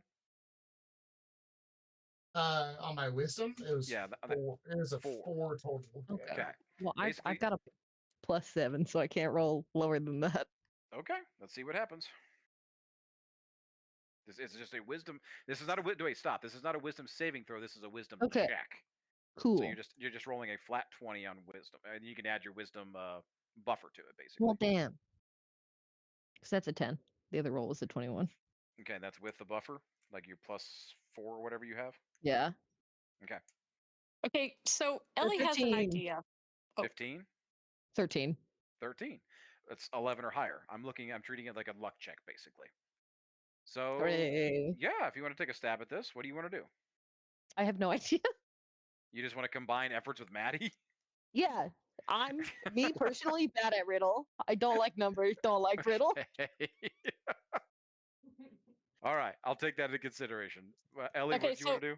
Ellie's raising her hand. She has one spell from the lore primer that is create or destroy water. Can she just cast the spell and it works perfect and we get the steam we need? It seems to already be having steam boiling up from the tube underneath. You don't necessarily Right, need to but create just- anything. No, it's not create but it's like to make it work. So Ellie would look at it and Okay. So you want to use create destroy or water? destroy water to make it work so it's the perfect combination. All right. All of this taken in together. Maddie, do you want to take a stab at this? I will allow you, Matt, to explain it if you think you have the answer. I'm gonna talk through Malin because I think Malin has it. Unless you want to jump out there, Monica. If you're I going to can do talk through Malin, you have to talk like Malin. Yeah. Do it. Nah, I'm just gonna let Monica take this one. Okay, I mean I can. I mean, you Go got a for it. 26 or something, right? So I got a kill it. 27. Yeah, kill it. Okay, so first we filled the 3, pour it into 5. Fill 3 again, Okay. pour it into 5 because then 5 is completely full, and then there's 1 left in 3. And then you can pour that into 4. Fill 3 again, pour that into 4. Now we have all 4. And then you just refill 3 again and we're good. You get exactly 4. Yeah! Another solution I would accept is you pour the 5 jug into the 3 jug, leaving 2 gallons. Pour those 2 gallons into the 3 jug, leaving 1 gallon of space. Then pour the 5 jug into the gallon space, and you have exactly 4 gallons. Addition or subtraction. Yay! See, I didn't even have to use my spell. wait. All right. All of a sudden, steam balance from the quelch and from the steam reaches up into the balance, and all of a sudden, more things start turning on. Balance was restored. All of a sudden, a bunch of the machina, a bunch of the machines start whirring into making noise and turning and knocking off some of the calcification. More of this forge starts coming alive. You hear metal you start to smell metal heating up from somewhere in the heart of the forge down towards the center. But you all make your way towards the center now to the pilot light. You guys have tried to put a torch on it. You've tried to put a tinderbox on it. You've tried to, I don't know if you tried anything else. I can't remember, but this is a massive pilot light. Like when I say it's not lighting the pilot light on your water heater. No. This thing is huge. It's going to take a substantial amount of fire or a substantial amount of just heat, something in general, to light this thing. Fireball do it. Any other checks? Let's figure it out. You guys want to make a check? Any rolls? Any spells you want to try and what do you want to take a stab at this? Trying to figure out what you need. What's the threshold? I want to do Arcana to see if I can find the threshold, the amount of damage or fire damage we need to do, so we can kind of think that through. Let's roll me Arcana then. Anybody else that wants to try and do the same? Help out Maddie. What do you want to do? I got a Guidance on 7. Maddie. I'm at disadvantage. I'm at 7. Oh. Mhm. I can still try if Pico feels bad here. You're mad. You can put guidance on somebody else, Pico. All right, guidance on Argus. So that also stacks with my bless, right? Yes. Okay. So, Brain, please bring up the log. That's not the button I meant to hit. Bad. As Can you guys I? are kind of figuring this out too, I would like to mention the counterweight, that thing at that giant bashing weight at the center. The chains that are hoisting it up begin clanking and pulling the counterweight back up, like and after after about 10 seconds or so, it comes falling down again. Only this time it's much more controlled, and it does a general kind of tap, and then it goes back up again. But that giant counterweight, this thing is hundreds of tons probably of just pure, raw iron. Huge. It's massive. It is the counterweight to all of the mechanisms of Machina that are moving in this place. It seems to be helping keep it in balance. But it seems to be all part of the machine, but it is constantly coming crashing down. My thermal lantern that I still have out can make the temperature around it, 30 feet around, go to 95 degrees. Okay. So I don't know if that would Does anybody know the thermal temp in which things set fire? Well, our bodies are at 98 degrees, so it's not 95. Depends on the material, but I don't think Yeah. anything that we currently have will ignite below 100 degrees. So we got a 16 Arcana check from Argus. Is anybody else doing anything else? Can I do an investigation with my thermal lantern to see if, anything? Thermal lantern in this case isn't really going to get. Yeah, you already used it before on the fire, on the pilot. It didn't really do anything. Okay. It produces heat, but it doesn't light anything on fire. Okay. So it'd be a straight roll. Okay, I can do that. That's a 26. I rolled another 19. Okay. What are you looking for? What are you You're just looking for, Specifically, what are you doing with your investigation? I want to see if there's any like buttons or like control panel, because you know how like some really old stoves have like a button that you have to push when you're trying to light the pilot. Okay. So something like that to like at least like set a spark maybe. Okay. 26. What else is everybody else doing? We got Malin put it in chat. So we got Argus's 16 Arcana. Malin's like 27 in investigation. What else are we doing? Can I use perception? I'm trying to see if like we smell gas or anything like that. Okay. Roll me a That'd be perception. perception? Sniffing around. Yeah, that'd be smelling around, I guess. So I also wanted to do perception to see if when I do cast fireball, how much damage that's going to do to like the surrounding area. Okay. I didn't get to do it in the bug fight. That's fair. Would have been epic. Who'd you put your guidance on, Pico? Argus? Argus. Yeah. Argus, and that's with both your 2d4. Yeah, I rolled a 16. 4 and a 1. Okay. Ellie, roll your Arcanas, do your checks, whatever anybody else wants to do. Maddie, Can even I? if at disadvantage. Or you're both at disadvantage, but you can try. Can Ellie do a perception to see like Drew's doing? She has fire bolt, which does 2d10 damage, but Okay. if it would be enough, just perception or That would be Arcana. You're checking the potency of a spell. 24 roll for it Quinn. out? And you're at disadvantage. Remember that. Yep. Quinn, Pico used guidance. And Drew, what did you get?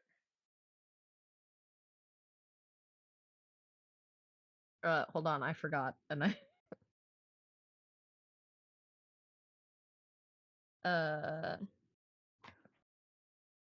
16.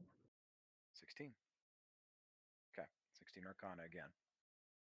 All right. Is that clear for everybody's checks? Any Yeah. spells? Anything you guys want to use to try and buff that up? I would like to summon my unseen servant.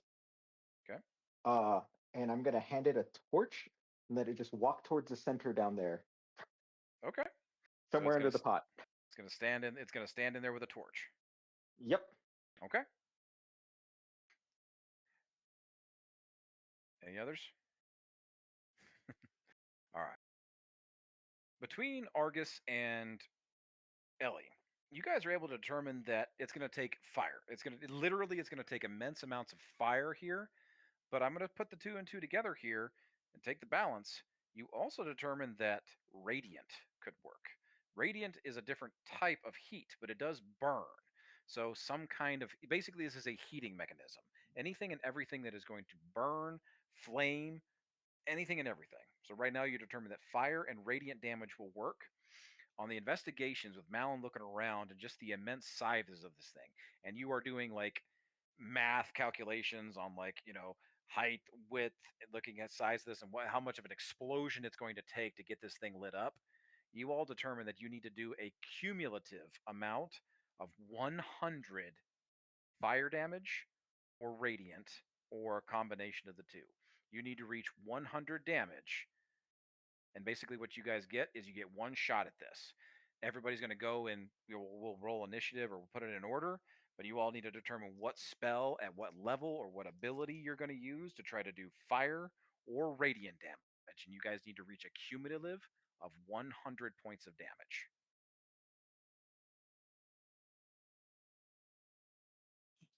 Does that make sense? Yes. Cool. Because Maybe we're overdue for our break. So let's go ahead and take 10 minutes. You guys can talk it out in chat, figure it out, whatever you want to do here in terms of who wants to use what spells, but you've got to do fire or radiant damage cumulatively on this pilot light to get to 100 points of damage. And I'll tell you and this. that's Go ahead. in one turn is what you're saying though. Like Yep. we have one. If each of you gets one turn to do it. If you cannot do it all in one turn, the pilot light will go cold and you will have to try again. But any spells and abilities that you used in that turn will be gone. Would I potentially be able to use Hellish Rebuke? Yes. Cool. It is a fire spell. Good, because that's the only thing I got. I will allow creativity on this. Basically, if you've got items, spells, abilities, something that you could justify doing fire damage, Quinn, for your little guy holding a torch, I'll let that be 5 damage. Sweet. He's so dead. A better cut of blood boon. So, with that, let's take 10 minutes. It is 7:54, almost 7. Let's come back at 8:05 my time. 10 minutes from now, take a break, get a drink, talk it out, what you guys want to do. But you got to get 100 damage. We'll be back. Mm-hmm. Happy Ides You of guys March, wanna, like- guys. Let's go stab somebody in the government. Yeah! No, Death is no, no, no, no, easy! no. Hey, Al, Drew, what fire damage does your fireball do? At level 4, that is. Wait, hold on, I can't read. 9d6. Oh, I have that same one. You have fireball? I have fireball as well. I have firebolt and fireball, but I have a 4th level. I can use a sorcerer point to get another spell for 4th level and do another 96 fire damage. Okay, So, I mean, good base. that could be 60. I mean, or 50, whatever, if I'd like more sake, yeah. it works. But all right, taking a break.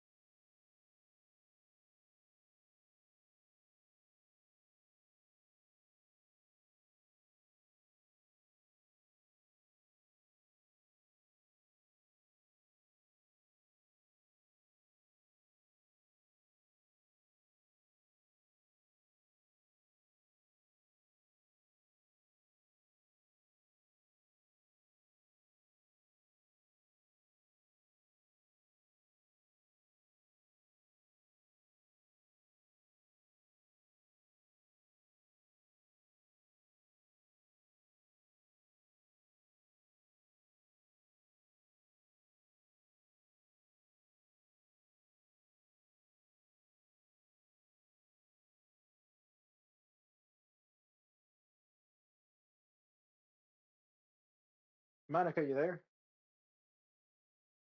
Yes, I'm eating Caesar salad. Oh, okay. What's I up? need to eat something. You should eat Um, something. Yeah, well, I've got to go somewhere after we finish. Um, Hmm. how are you creatively going to use Hellish Rebuke? I'm going to whack, because technically Hellish Rebuke only works if, like, if the thing hurts you. So I'm gonna hit my hand against it as hard as I can to hurt it, so that way I can use Hellish Rebuke on it. Okay, fair enough. Somebody uses fireball. You're gonna take so much damage right now. Yeah, I'm like, because it has to hurt me first, so. I think I'm gonna burn stellar bodies to do it, or to do as much damage as possible. I'm torn Is between. is that radiant? It is radiant, yeah. Mm. It's 48 radiant, times 2. Mm-hmm. I need my spell slots. I'm gonna have to just use the item.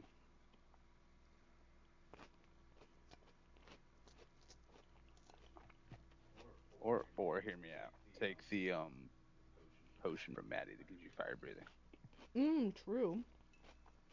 Does it have fire breathing in it right now, though? I thought it has giant strength. That's what I thought, too. Never confirmed or denied. We couldn't switch. Caesar salad.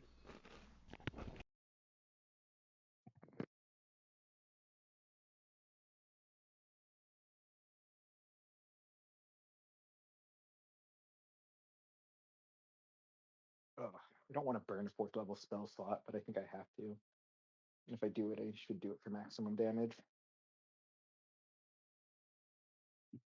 Oh, no, that won't work. It's like I can use my spirit guardians, but that 100% will get me killed. So we're not doing that. Yeah.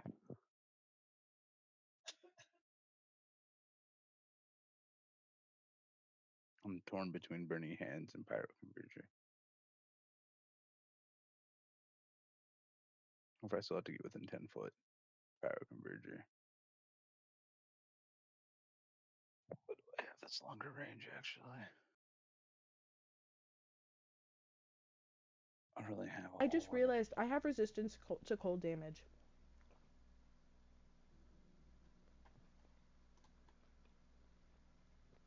I could have taken even less. Oh well. That unfortunately is how it goes. We forget our skills. We forget our skills. Just because it's right there doesn't mean I'm reading it. Oh, understand completely.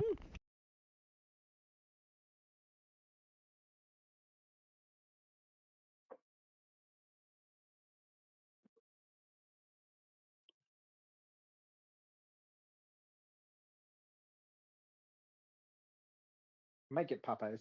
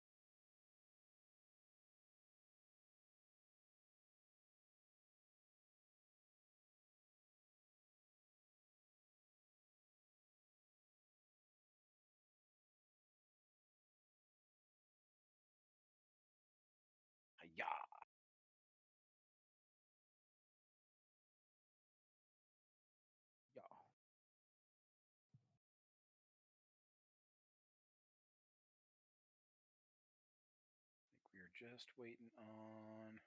Well, let's see who's all here. Here. I'm here. Ellie, Quinn, Argus. Here. I think I heard Malin and Maddie, right? Yo. Drew and Pico, are you guys here? I'm here. I think I hear Pico in the kitchen. Yeah. Cluck, cluck. Pico, let's go. Anyway, okay.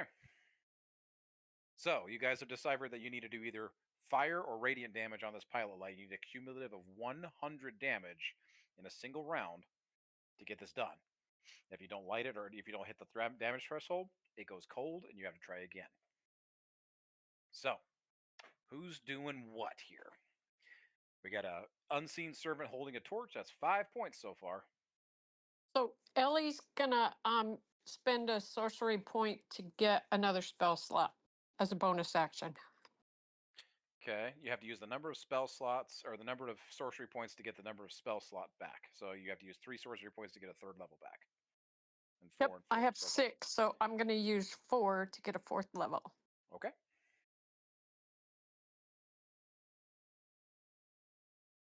Start talking it out. Who's doing what? I guess Quinn can start. So Quinn is going to cast. You said we could get creative with this, right? Yeah. Sweet. Okay. Quinn I'm is always going up to to roll cast. the cool. Quinn is going to cast Stellar Bodies, which cause 2 stars to orbit around her. Okay. She's just going to flick her wrist, and both stars will fly towards the center of the pilot light. Let's see how much damage that does. For a total. Did I roll it twice? Okay, looks like I rolled 16 twice, so 32 damage. 32. Okay, we're up to 37 points of damage already. Solid. That was radiant or fire? Radiant. Okay. Third of the way there. So Ellie's gonna throw her hidden ace into the pyre and wait for the next hit to ignite it. It's fireball level 4. You put a 4th level fireball in your hidden ace? Yep. Okay. So I'm gonna go ahead and hit that with my level 4 fireball. Oh, Jesus. So we got 2 4th level fireballs coming at us? Uh-huh. Yeah. Okay. So 18d6 damage between the two of you? Let's fucking roll it. Holy shit. So Let's mine is go. 25. You got 25? Yeah. Ooh, Okay. I got 23. Got a lot of 23. ones. I That got a lot of ones is as well. 40, 60. We're up to 85 damage. All of a sudden, like Ellie lights up this fire, like her hidden ace, and chucks it in there. Drew gives us like this little coy, like twist the wrist, and boom, erupts this massive fireball from their hands. First time you're doing this, right, Drew? Yes. And all of a sudden, blam, hits in the back of the forge, lighting the ace, and a simultaneously, like these 2 little mushroom clouds, 2 little tiny mushroom clouds, just erupt at the back of this furnace. 85. What else we got? I'm gonna swing my hand and quote unquote accidentally hit my hand against the furnace and go ow, and then use Hellish Rebuke. Okay, that's a 1st level. Yeah. Okay, let's throw that damage. That is 13. 13 damage on a single level Hellish Rebuke. God damn. Okay. Yeah, I did That puts us 2d10. up to. That is 98. Yay. Can I do the sacred flame like I wanted to try before, but try and do it in the back now? Yes, you absolutely can. Yay! Okay, this is where it works. For You just got to not roll a 7 1 on the damage. 7 damage. Woohoo! That puts us up at 105.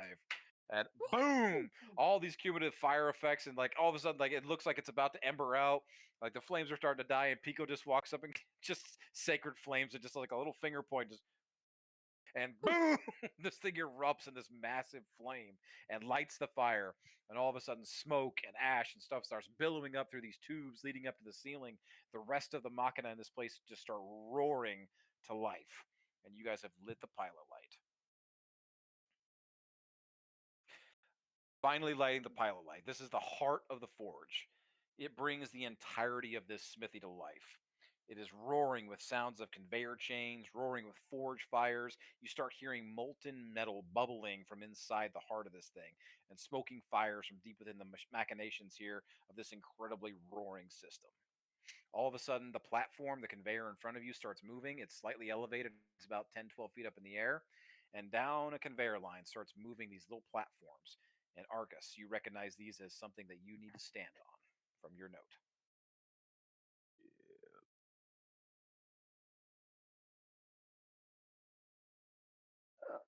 Okay. One is we're going to go ahead and cast Armor of Gathis now that I know there's a reasonable quantity of time for it to be used, which gives me an extra 15 HP. All right. I need you. So you're doing a prep right now. So before you get up there, you're throwing on Armor of Agathis. Yep. Are you talking anything?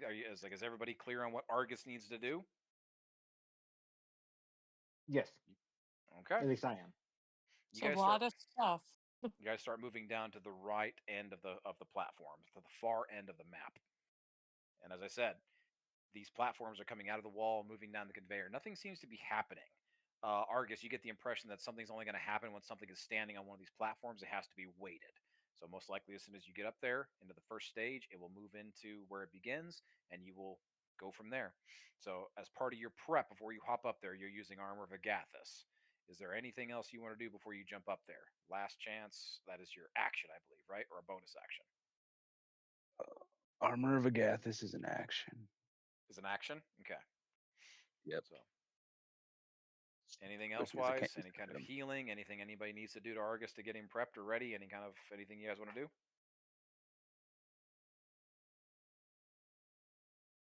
Argus, are you at full hit points?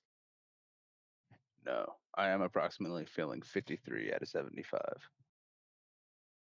That was my question as well. Okay, then I was as torn I find between the- self-healing and spell slots for Absorb Element. I'm gonna do healing word at second level.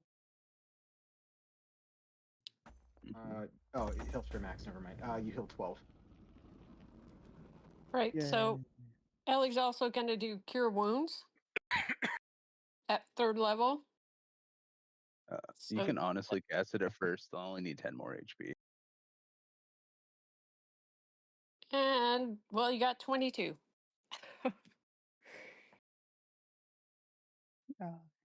Using your third level spell? Mm-hmm. Okay.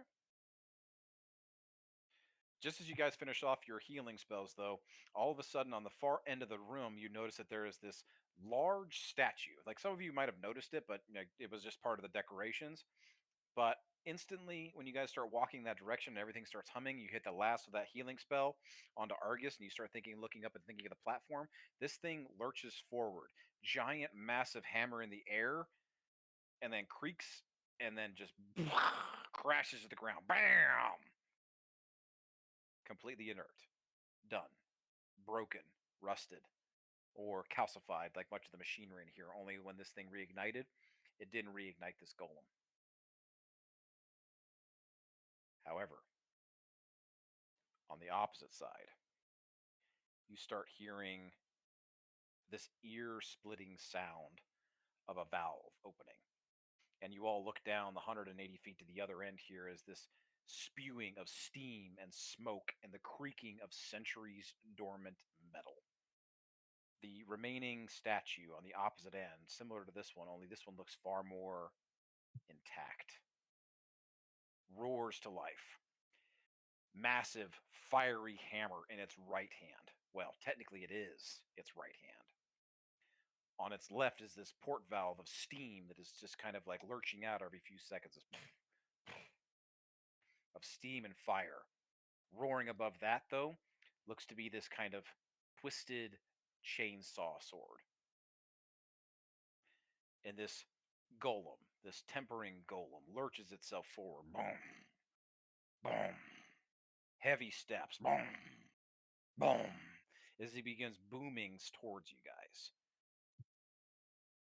Those of you with the comprehend languages or understanding of the languages here, this thing begins to speak in that same cryptic, garbled language like you've been reading, only it's a twisting amalgamation of all three languages spoken out loud. And this robotic, soulless voice. It sounds like Argus, only soulless. As it booms across the forge, forge activation unauthorized. Initiate defense protocol. Processing. Boom. Boom. Boom. Argus, your platform is, they're moving in sequence here. Your chance to jump up there. What are you doing? Go ahead and get on the platform. Okay. Leave in my teammates to deal with the current aggressing risk. These booming steps continue. Step. Step. Boom. Boom. As it speaks more. Non-prime races acknowledged. Initiating pest control protocol. All others, please stand aside. As the chainsaw begins whirring, the hammer becomes roaring, and plumes of flame and smoke start spewing out of its right hand, or out of its left hand. Boom, boom, boom, moving your way, seemingly in tandem with that giant counterweight at the center of the forge. Bam, bam, bam. Argus, you move up the conveyor. And the rest of you, as Argus said, are left to dealing with the golem. Let's get some art going, and let's get some initiative rolls going.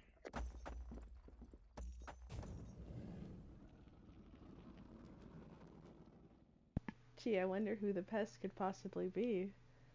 This will be session chat. I'm dropping the first stage of what it looks like where Argus is getting up onto the platform. And then for Homeboy, what you are looking at is a combination of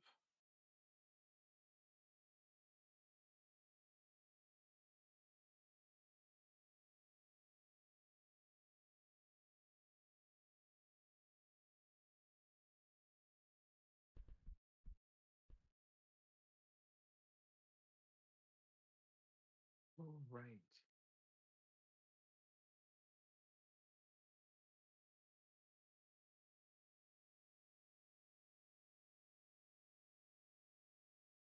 I think it would be really funny if it just kind of focused on me because I am a bug. literal pest control. Yeah. Well, I'm going to put it this way. It did say wording is very important, so y'all think about that. I could just Historically run it around in speaking- loops and everybody else stay back. All I'll right. stall. It'll be fine. We believe in you. Alright, let me roll my initiative. I almost forgot. Maddie, if you can pull up that first map that I gave you, and if we can do a 180 by 60 grid.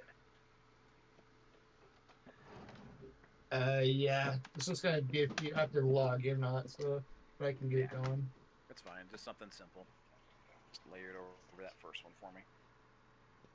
All right, what do we got here?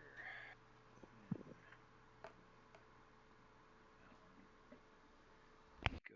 I need everybody's initiative orders in the chat. Maddie, I believe you have the higher deck, so you'll go before Ellie. Yeah. Oh, 7. Okay, so Matt. Nope, never mind. Ellie's going before you. No. Sorry. I was like, ah. Who am I missing here? Robot? Argus. Yep, and Argus, you will be going at the bottom of every round. Yeah, that's what I figured would be the logical idea. What about your bug? Oh, my. Oh, 19. I have you in there, Malin. So who am I missing? I have Quinn, Malin, Pico, Ellie, Maddie, Smalls, Argus. We got I'm Smalls? missing. Yeah. I got Smalls. Who am I missing? I'm missing Quinn. You're in Drew? there? 1, 2, 3. Yeah, I'm missing Drew. Drew's there. Okay. Oh, 9. There it is. 9. Mission 9. Drew's a 9. So she's above Ellie, but below Pico. All right. Here's the initiative order.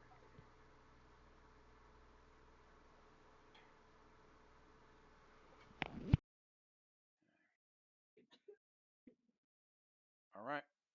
With that, the golem all of a sudden leans itself up or leans itself forward as it's stepping. It's only moving about 20 feet per round, though. I'm going to say that it's closed about 60 feet on you guys in the time that it kind of woke up and has moved its distance towards you. But with that, or sorry, about 40 feet. And with that, it's going to raise its steam cannon and it's going to take some range attacks at you guys. You got some scorching rays coming your distance here. I'm going to put this at additional ray for everything above 2. Okay, so I need 6 then. Uh, 27, 17, 19, grief, 24, 14, 12. Okay. Lowest I rolled is a 12. I'm going to go after. I have 6 shots coming your way. I'm going after Pico, Quinn, Smalls, Drew, and Smalls, Was I Drew. able to rage before everything? No, or it'll be in your first round of combat. Okay. So I'm going to go after Pico, Quinn, Malin, Smalls, Ellie, and Drew. I'll go in that order. Yep. So Hits me 4 times. no, I'm going to spread it around each of you. Each of you is going to take a hit, basically. The lowest one I got was a 12, though. So I'm going to say that this misses. I'll say that this misses Ellie. It does. So each of you takes only 4 points of fire damage. God. It raises its cannon and bam, bam, bam, bam, bam, bam, bam. It lets out these explosions, these shots from this steam vent. As each of you takes 4 points of fire damage, it comes lumbering your guys' way.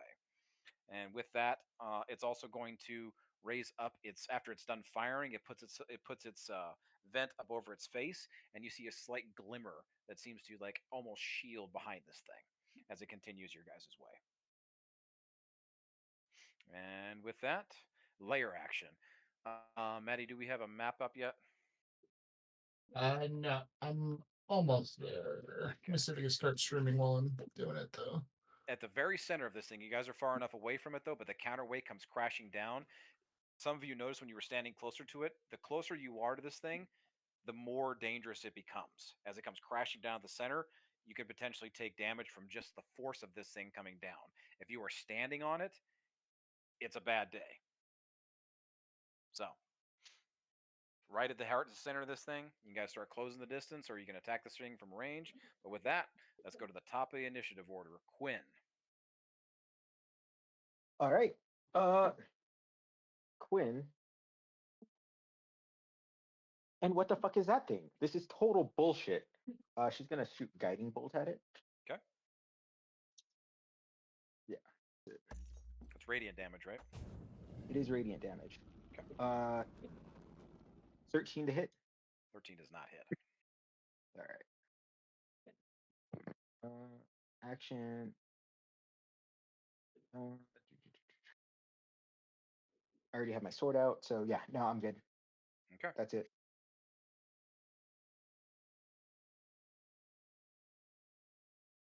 He's not close enough for me to hit a sword.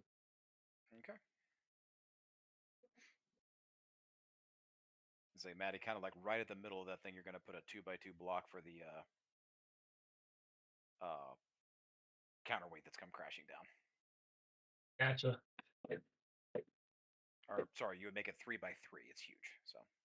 Okay. All right. So Quinn, your spell glances. You launch your guiding bolt over this thing, but it just kind of like glances off and fizzles off, especially from the shield that this thing has in front of it. So, Malin, you're up. Okay, I am going to use Infestation on him. This is the first time I've used it, but I'm basically going to create a cloud of parasites to appear momentarily on them. They have to succeed a Constitution saving throw. They have to beat a 16. 16, okay. What kind of Other, damage is this? it's poison damage. Okay. What's the distance you want between us, Marshall? It's like 180 feet from wall to wall. I'd say you guys are kind of at like the 30 point because you're pretty close to the wall. I'd say that's right where Argus can kind of go up onto the platforms because he's moving down the conveyor line. Okay. But then anywhere from 30 feet from the end of the wall, and he had proceeded 40 from his side. I'm gonna let you guys kind of have like free positioning right now on where you want to be for this side of the platform and whatnot. But you want him to be what, 140 feet away? That 140? So he's moved 180. So it's 180 from wall to wall. He's moved 40, so that's 140, and you guys are about 30 feet forward, so about 100, 110 feet. There you go, right there. Perfect. That feels about right. Yeah, we'll leave it where it's at. Cool. All right. So with that, Malin, you said you want to cast Infestation. He made the saving Yes. throw. Okay, so let me see. It doesn't say what happens if they fail. Or if they succeed, they don't. I don't. Yeah. Do they take Or if they any damage? succeed, yeah. Okay, I guess nothing happens then. Okay. I will say this: as your spell goes off and over, and it doesn't succeed on him, but using your Hunters of Hunters instinct, looking at this, you realize that this thing is immune to poison. I'll give you something for your action. Okay. You know that. Yeah. All right. That is an action. I can. I think that's gonna be it for right now. I am. Yeah, that's it for right now. That's all. Okay.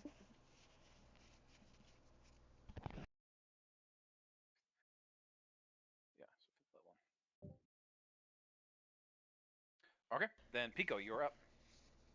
So actually, I had a question. With my since I cast Pass Without Trace, would this be able to detect us? Okay.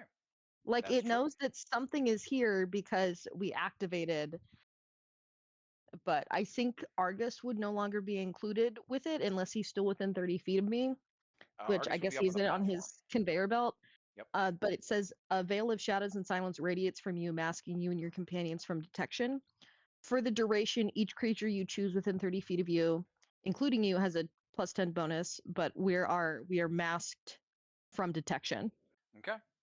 I'm going to And it just says we can't be tracked except by magical means, but not that we can't be detected with magical means. All right. So I'm going to put this out. I'm going to do I'll put it this way. This thing has a passive perception of 18, or I can roll it to see if it goes lower. What do you guys want? And that's what you're going to need to beat with a stealth check for this thing to not detect you. If the entire group passes the stealth check, then this thing might not engage you for at least a while. You'll have to pass, more checks probably as we proceed. It knows something's here. But let's honor the spell. So, what do you guys want? Do you want a passive perception check of 18, or do you want me to roll it? Roll it. Okay. That's a 25. They rolled a 17. So wouldn't it be a 17? No, because he got +8 for his perception. I rolled a perception check for him. So the DC is going to be 25. That feels pretty solid, actually. That feels about right for this thing. You're in its home turf. You all have a +10 to your stealth checks, thanks to Drew. So DC 25. Everybody needs to pass, and we'll determine what this thing's going to do if it detects you.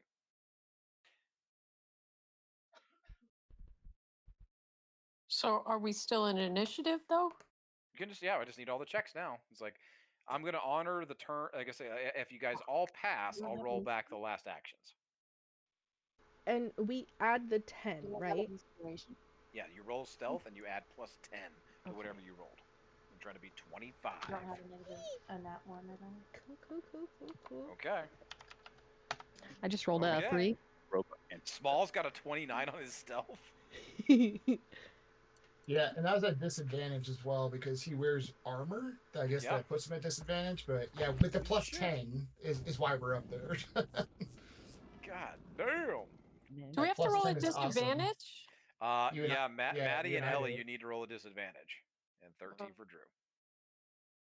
But plus 10 though, remember, so that's very helpful.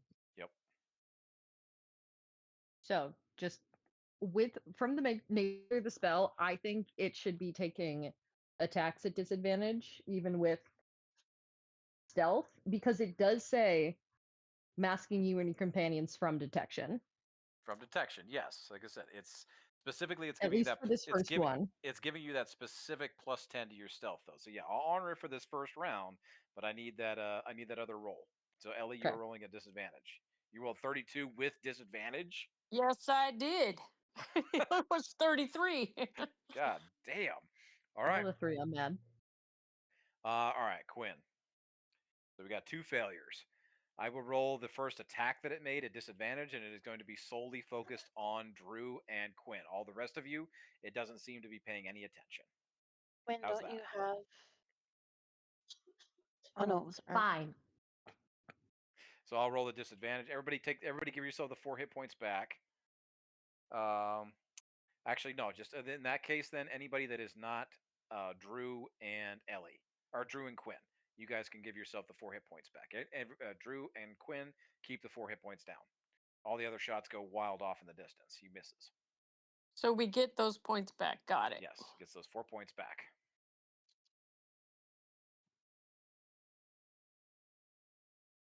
Nice. All right. How's that?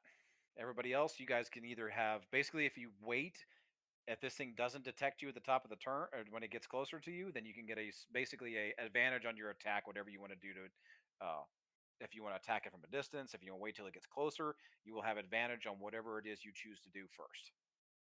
How's that? Yep. Okay. Drew, fair for your spell? Yeah.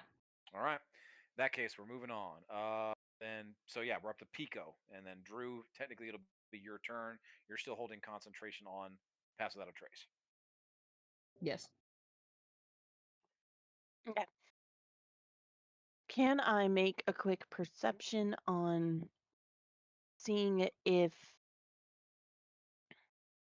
like, the attention is towards people that have attacked it, or if it's just everybody at once? Sure, you can make me a. Yeah, roll me a perception. I'll give this to you. This is free. This is a free roll. 22. 22. On a 22, higher than 20, you definitely notice that it is specifically targeting Drew and Quinn. Everybody else, it doesn't seem to, like it. You get the sensation it's only looking at those two. Okay, so I wouldn't. It's like, so it doesn't matter, like, because what I'm asking is I'm about to try and distract it myself and try and turn it away from the group. So will that work if I attacked and it will only look on me, or it will look on everybody else? Depends on what you're gonna do, honestly. And like I said, you have advantage on whatever you want to try. So if you're trying to lure its attention, then Because I was going to first go into a rage, so whoever had guidance no longer has it. Okay. This is my last rage that I can do. Okay.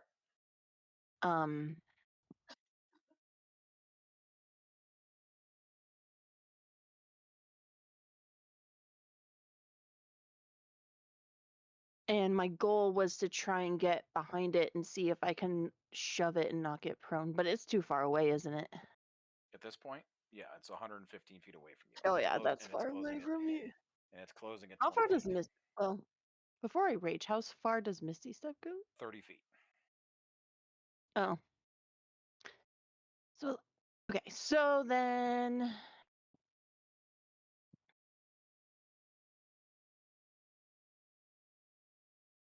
to give the team more time, instead of raging first, I'm going to take that back and do a wind wall. Okay. 120 feet from left to right. Okay. and so we can have more of an advantage to do what we can, and it can continue to not see us. Okay, and where are you putting that wind wall? It's gonna be like right behind, so close to us, behind that big pillar rock thing in the middle. Okay. So you're blocking off, you're using your wind wall. Yeah. Okay. It's 50 feet long, 15 feet high, and 1 foot thick. Nice. Okay. So real quick, can anything you cannot see through it? Can things pass through it? It's when the wall appears, it's fog, smoke, gases. They can't pass through smaller flying. Loose white materials fly upwards. Arrows, bolts, and other ordinary projectiles launched at targets behind the wall are deflected upward and miss. Boulders hurled by giants or siege engines and similar projectiles are unaffected, and creatures in gaseous form can't pass through. So Okay. it does not say. So I can send About projectiles through it seeing? as long as they're not arrows and stuff. Okay. Okay, that'll work.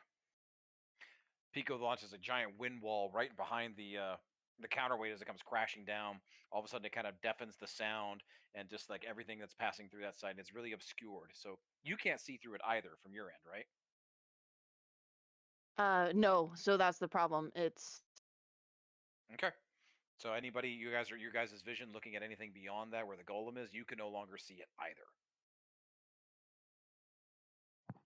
So but it is very good for us to be like, okay, let's just get our stuff done and try and hurry up so we have more chances. He has to come towards us, so if we need to maul him, he'll be closer to us. Okay, nice. This is a giant thing, right? Yeah, it's Like pretty in terms huge. of size. Yeah. Okay. I would say it is. I would say what is it? It's small not. It's projectile items can't go through. Okay, but magic. Yep. Magic can. can. Yeah, it is considered huge. It is not medium. It is not large. It is huge. Okay, thank you. Okay. Pico's throwing up wind wall. Are you still raging? No, I said I was taking that down. That way Okay. the spell's going to work, and I'm going to wait on my rage when I need to. I'm keeping this up. I have to concentrate on it. Gotcha. Pico's maintaining concentration on his wind wall. Beautiful. Drew, you're up. Ellie, you're on deck.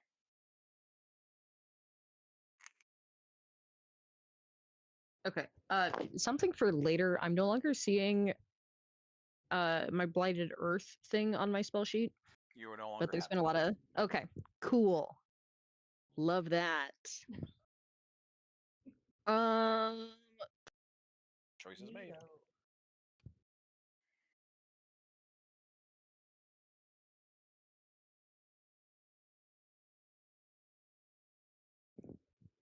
Be thinking about your turn, guys. I know, I was. Okay. You want somebody else? You guys can move around in initiative order. So we got Ellie. I'm just gonna hit it. I'm just gonna try to hit it with Toll the Dead, which is a 17 Wisdom save. 17 Wisdom. Okay, and you have disadvantage on this, so I'm gonna give it advantage because you can't. Well, I'm gonna say just before the wind wall up, you can do this. 14. It fails. Okay. That is 6 necrotic damage. Necrotic. Okay. And then, yeah, that's it. Okay. That's all I'm gonna do. Ellie, you're up. Maddie's on deck. Hey, I can see it, right? Nope, not the wind wall. You have a split second before the wind wall goes up, I would say, to do something. Is that the spell itself, or are we adding it? Because I don't think the visibility is part of that spell. Like that's not a.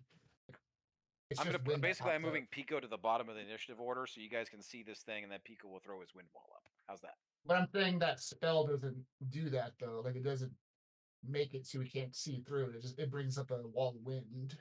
Is what I'm asking. Is that what it is, Pico? Does it obscure vision, or is it just something you can see through? Does it say?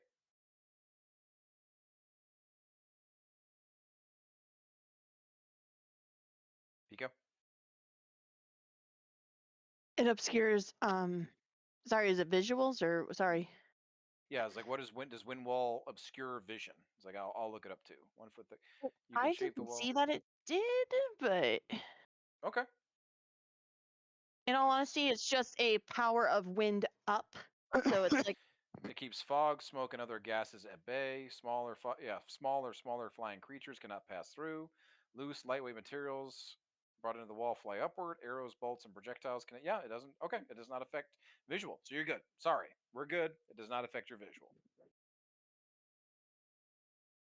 So yes, you can see it.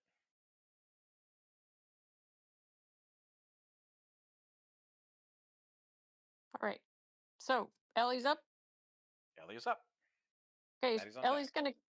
Okay, Ellie's gonna cast invisibility on herself. Okay. This thing is specifically targeting Quinn and Drew right now. So you guys, like, I would say that Pico, you shared that with the group. Oh, yes. okay. So Ellie, instead of casting it on herself, is gonna run over and cast it on Quinn. Okay. Quinn, So you are Quinn, now. you are invisible. The golem's attention immediately like shifts. It starts to like try to do like a scanning thing, but then it shifts immediately over to Drew. It is charging your Hooray! direction now. Bam, bam, bam, bam. What a bad turn. Okay, Ellie, anything else?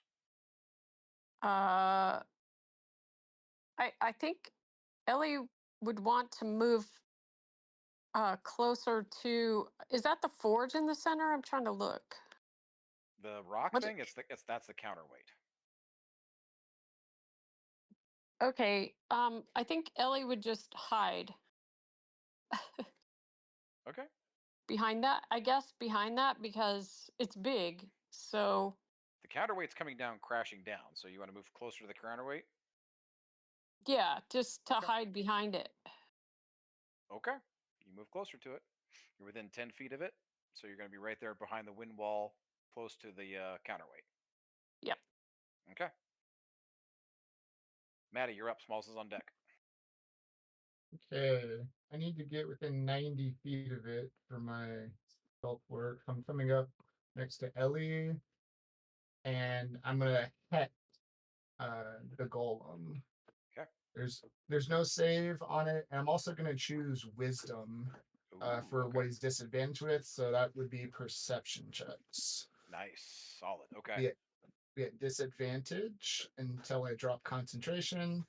And then I would like to use my hybrid form because it's actually on a short rest, not a long rest. So I'll go ahead and transform. Solid. Okay. Maddie erupts into his Rat King form. And I will hang out with Ellie in case he gets this far up, and that's good to go. Okay. Smalls is up. Who's playing Smalls? I think we're so far away that he will go ahead and use his second wind to get back some health, and since he got hit by that fire. Okay. And I'll roll that here in a second. And if I use rage right now, would this be the turn that he has to get hit, or is it like the next turn that it goes away? Just because it's usually a summoned, and then if it's not in the next turn, it's down. Yeah, by the end of your next turn, I think is the wording. Okay. So, yeah, Okay. it's like I would allow it because he's not Okay. here too. So Yeah, I could deal with that. I'll go ahead and do the rage for his for the rest of his turn then. yeah, and he has one blood boon stacked. He has one stack, yeah, but he has such light hit points. I don't want to add more right now. Okay. Yeah, he can stack up to 3. Well, I will get back a little bit of health, rage, and we can move him forward a little bit too, just so he's up here with the group. And good to go. All right. Argus, you are up on the platform. You kind of take a second to look around as everything's getting behind you and everybody's getting into position, ready to take on this golem while you got to do what you got to do. You find that there are 2 foot points here for you to like sink your feet into. Do you situate yourself? Yep. Ba-bam, ba-bam. Your feet lock into place, and all of a sudden you start moving down the conveyor line. You are immobilized on this platform. You can leave at any time, but it will take your full turn to do so. Keep that in mind. You are moving down the conveyor. You are approaching the fire stage of this. You already have Armor of Agathis up. Is there anything else that you want to do in preparatory as you're moving towards the first stage of the fire? Next round, you will be hit with that stage.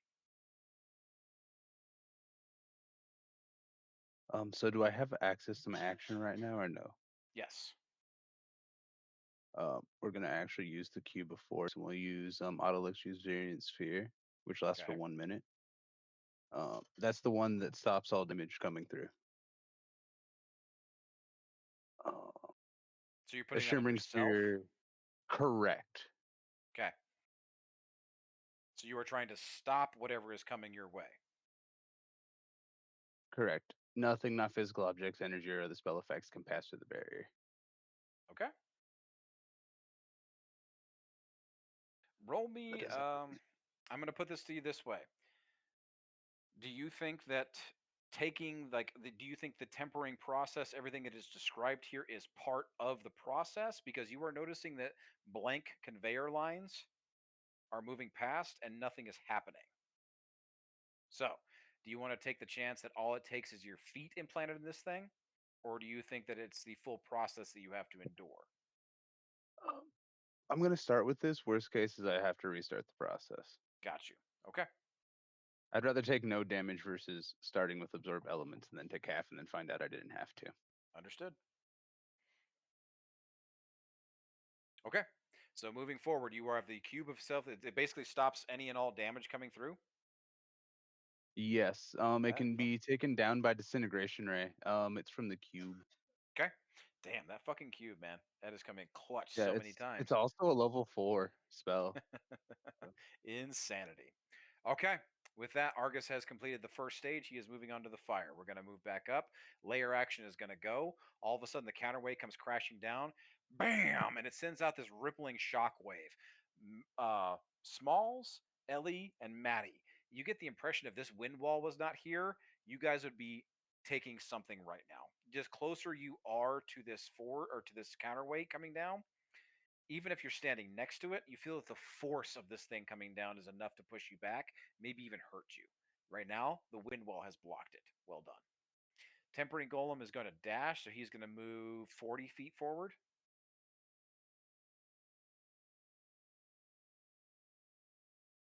He only sees Drew. So, yeah, this will be good. What? Oh. I'm gonna use because he knows something else is over there and the wind wall is there. Yeah, I'm gonna do this. I'm gonna cast his fireball. No. Fucking. All right. That is within. What is the range on fireball? 20 feet. 20 feet. Who all is within Yeah, it's a 20 20 feet? Who's all within It's a 20 20 feet foot of Drew? sphere. Isn't it everyone? That is Pico, Malin, and Quinn are within 20 feet. Because of the wind wall, I'm going to give all of you advantage on the saving throw against this Yes! fireball. He is blindly firing at you guys. I'll I warn have you. to do a con save now. I'll warn you. This is going to hurt. And the DC is 17 for his spell save. Wait, what are we rolling? What type of saving throw? Dexterity saving throw, and you guys all have advantage. That is Quinn, Drew, Malin, and Pico. Dexterity saving throw, DC 17.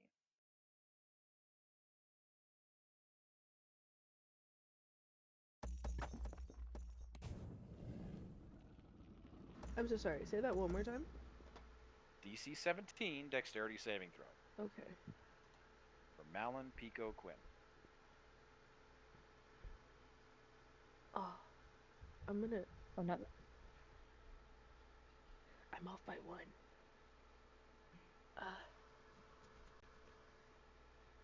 So, Pico, you got a 30. 13 for Drew. 18 for Quinn. Quinn. So, is it 12 or 18? No, that was from last time.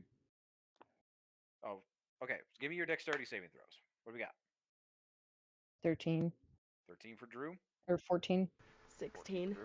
Doesn't matter, but 16 for Pico. Quinn Yeah. and Malin. 16. Malin? Uh-huh. Malin 16. Quinn? I'm on mute. Didn't I 12. 18? 12. Oh, So 12. you all failed the DC 17 with advantage. You all rolled that with advantage, correct? Yeah. yep. Correct. No, I did 40. not.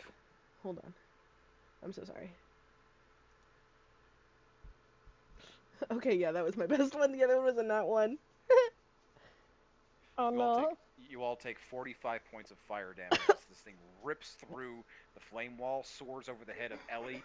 Smalls grabs Ellie just in the Nice. nick of time out of the way and moves her as this fireball rolls through and explodes right over Drew and nails all 4 of you for 45 points of damage.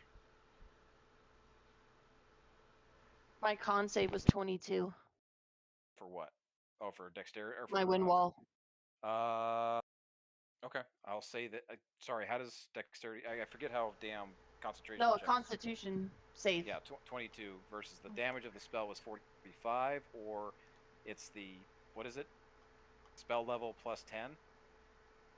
Mhm. So yeah, you maintain concentration, so you're good. Yeah. Mhm. I'm gonna use protective field on myself to lower some of that.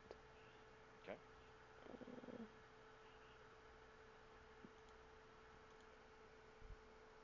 I lower it. I can't think of what 7 plus 4 is right now. Oh my gosh. 11. Okay, I lower it by 11. Okay. He used his action he used his bonus action to dash. That is it for him. That is his movement. That is his bonus. That is his action. As he continues to close the distance, solely focused on Drew. That is layer action. Okay. Well, since he did damage me, can I use my reaction even though he knocked me to 0? Yeah, you still can before he knocks you to 0. Okay. So that'll be Toll the Dead again, which is a wisdom save of 17. 17. Which he does have disadvantage on, I believe. Yes, he does. First one's a 27. Come on, control. There we go. 16. Okay. That is 8 points of necrotic damage. 8 points. And I'm Alright. down. And Drew goes down. Can I also hit him with Hellish Rebuke? Yes, absolutely. You guys got reaction spells? Let's hit him. Perfect.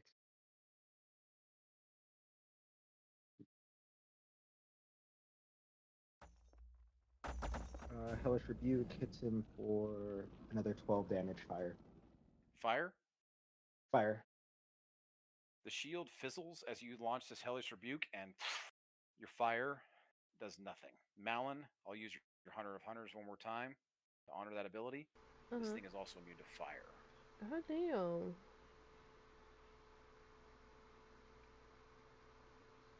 Boom. Boom. Boom. Boom. Boom. Picking up the pace. And with that, Quinn, you're up. Sounds good. All right, Quinn is going to back the fuck up. So Can you put Quinn is me- still invisible, is she not? Or because she got hit, Well- she's not? Okay. Technically, Quinn, you did cast Hellish Rebuke, so I think that would get rid of your invisibility. Yeah, that would get rid of it. Yeah. Okay. So I'm not invisible anymore. But it is Go still ahead and focused. Quinn back, I'm going to honor the. Well, Drew, you dropped, so everybody's going to loot. Next turn, you will all be without.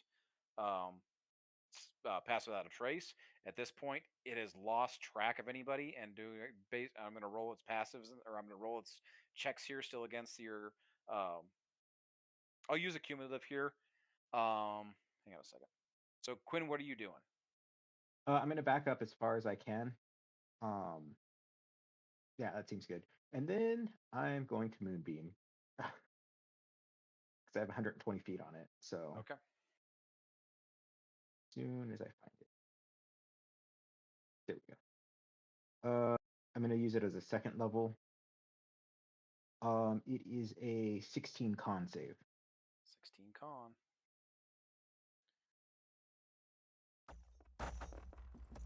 19. 19. He makes it. Okay, so she's gonna do 11 damage because it's half and it's radiant.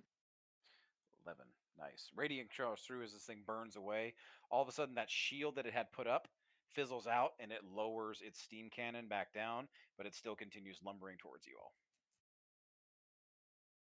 All right, and as a bonus action, I'm going to recover a spell slot using my cleric thing. Okay. And that'll be it. Slot. All right. Malin, you're up. Pico, you're on deck. Okay, I am going to Toll of the Dead. Okay. So it has to make a Wisdom 16 saving throw? 19. God dang it. Oh no, sorry, disadvantage. I need to roll that again. Even higher, 24. Darn.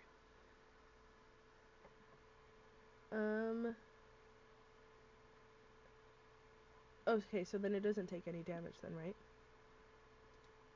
I don't believe so. Okay. That's really all I got. If I do a spell as an action, can I still attack as an action? No, you can't. It's either the spell either takes one full action, or you can attack twice using your action. That's how that works. Okay, that is what I thought. I'm going to use my bonus action, for second wind to Okay. regain some health. Do it. That's 1d10, which is 6 plus, where'd it go? 6 plus 5. Okay. And that, I believe, is all that I got. Okay. Pico, you're up. Drew, you're on deck. Okay. My original plan would have knocked my rage and probably have killed me by now, so we are going to plan B, which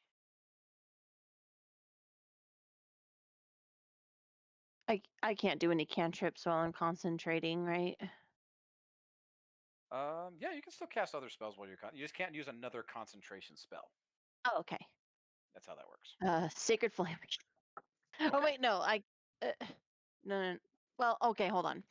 Would Pico, do I need to roll a perception to see if Quinn's fire did anything or not? I would say that's free communication among all of you. Malin, are you sharing this when you notice it? Yeah, I would It'd be. be Quinn. Yeah, I And would say that Malin, Malin yeah. is like, hey, this like poison's not gonna work on this thing. This thing likes fire. Don't do it. I feel like it Okay. would be, okay, poison's not working. Fire doesn't work either? What is this guy gonna get hit by? Gonna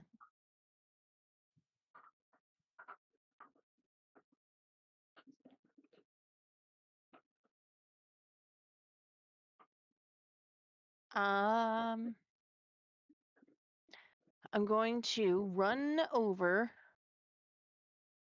to like the far this place like I'm looking at the map. I would think I'm sorry, my computer's being dumb. You're good. Stop. Okay. So Drew, be thinking about your turn. I'm gonna go Ellie. on to the farthest right. Go ahead and move Argus all the way up to the top there, Maddie. He's kind of he's on Argus that is or up there. like north.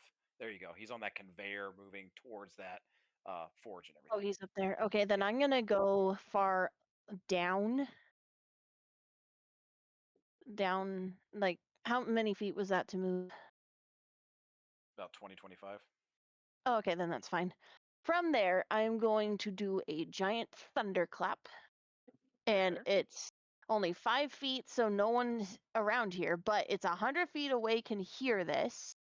So I'm Okay. trying to draw his attention over here to me. Ah, And okay. I am going to rage. Okay. And I'm going to go, fight me! Okay. That way my friends can stop getting fireballed. Got you. Okay. Your unconscious body's going to stay down there because I don't have. Roll me a roll me a performance or deception check. It's like you're trying to This draw ghost his is attention. taunting me. Which one? Deception or performance, your choice. Deception.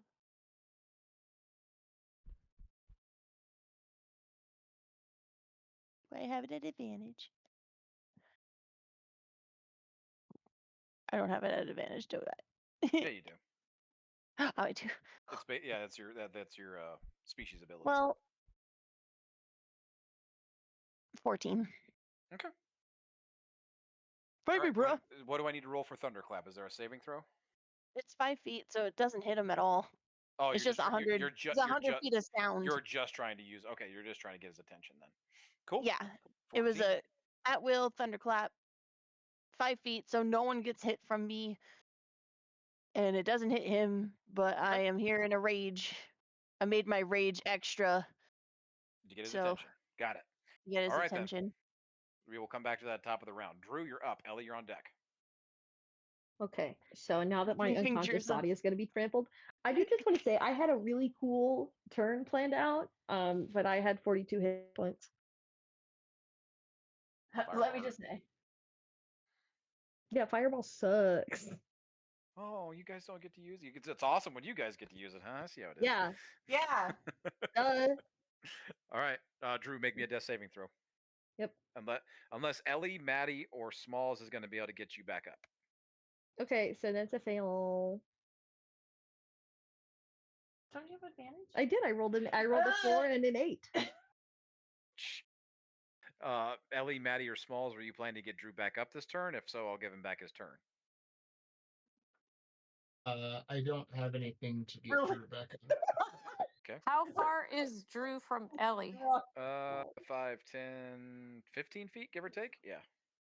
Okay, so I think Let me die. it's a touch, so I'd have to move Oh, let me go. to do cure wounds. Okay. But Oh, healing word is 60 feet, right? Yep, that's a range, so you can use that. Yeah. Okay, so I'm gonna cast healing word on Drew. Remember this, Drew, because you hate Ellie. Why are you screaming at a dead body? Drew has never once said that he hates Ellie. So you guys are never dead, too. Remember that. You guys are just like you're down. It's like you are We are moving up- around still. Okay, breathing. so Drew, you're up for 7 points. Nice. I know you never said that. You just cut your eyes at Ellie all the time. So Drew, you're back up for 7. Ellie, go ahead and finish your turn then. So that's a bonus action spell. What else are you doing? So I'm behind that whatever that thing is. And he can't see me, right? No, Or yeah, you all made you guys are still hidden for this round because of your checks and his massive perception, but Drew went down, so therefore he lost the pass without a trace. So he's gonna see you next round. all right. So The wind wall is also down because Pico raged. That's true. Wind Yeah, wall that's is what I down. was about to say. all right, so Ellie's just gonna cast a blood I was bolt. gonna ask if I could do that at the end, so the wind wall would still be up technically until the end of our turn. Okay, I'll allow it this time, but you guys gotta remember, like, let's talk it out. Like, hey, I want to go at the end, so that way, because I'm gonna drop my wind wall. Okay, be talking it out in chat, or talking it out in between turns and stuff like that. Communicate, teamwork. That's why we do the interchangeable initiative. Because if you want to go first and do something that's gonna set up a teammate, you're absolutely gonna need it. You absolutely can do that. So moving forward, though, let's make sure we communicate it. Yes, Pico, I will allow you to go last, so that way your wind wall is still up. Okay, so he's within 90 feet of me, right? I don't know. Is he? I think he's so. Yeah.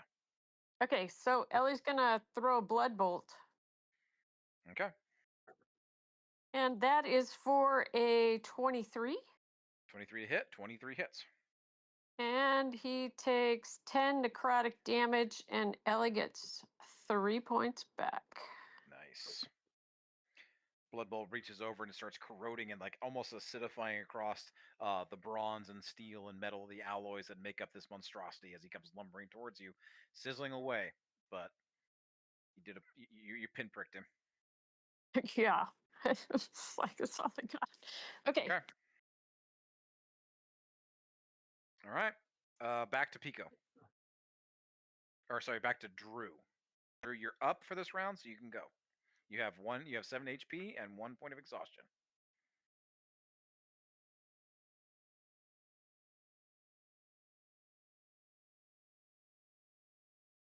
You're muted if you're talking, Drew. Sorry, I'm muted. Does he still have disadvantage on wisdom? Yes, Maddie is still maintaining his hex. Well, it's like, how long does that last, Maddie? Just like indeterminate amount of time. I think it's like an hour or something. Okay. It's for a while. Yeah, it's not concentration, right? Or is it? No, it is concentration. I just haven't gotten Okay. hit yet, though. Yep, you're good though. Yes, Maddie's still concentrating on Hex. Okay, then I am going to do command, Okay. and would telling him to like power down or go to sleep, would that be considered directly harmful? In this instance, that because he is specifically an automaton like Argus, yes. Okay. Then I'm just gonna say halt, stop. Okay. I'm and just then gonna move you a little bit further closer. It's because it's 60 feet. okay, that's fine. You good coming up? Okay. Yeah, I'll use some of my movement for that. That's fine. How far away am I?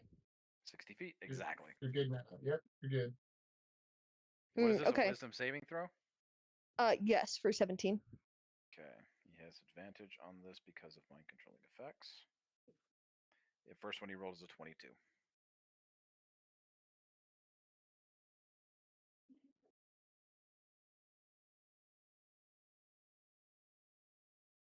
Okay, so he doesn't have disadvantage on it? I rolled straight, and he has advantage Okay. Oh, because I it's a mind see. controlling. I Because see. it's a mind controlling effect. He is an automaton. Okay, Yeah. that I makes rolled straight. sense. He rolled a 22. So I know that's my whole movement, but as my bonus action, I'm gonna wild shape into a mouse. Okay. Tiny little wee mouse. Yep. Okay.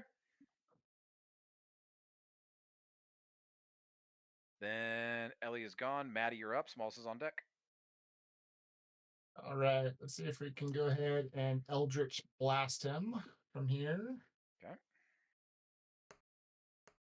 First one's a 16. 16 does not hit. Second one is a 22. 22 hits. So gets 4 force damage and then necrotic. Does that affect him? Necrotic does, yes. All Force right, also so, affects. only 5 damage total. Okay. I'll go ahead and use my bonus action to activate my Crimson Right. So I will slice myself across my chest so the blood starts pouring out and then lightning starts coming around me. Fucking A. Okay, I dig it. And that'll be I'll stay in the middle still. That'll be my turn. Okay. Smalls is up. Small sees this wind wall and he's not gonna try and go through it yet. He's confused by it. And Well, he's not sure. As if you want to interchange him with Pico, Pico can drop the wall and he can move through. Yeah, go ahead and let Pico take it down first then.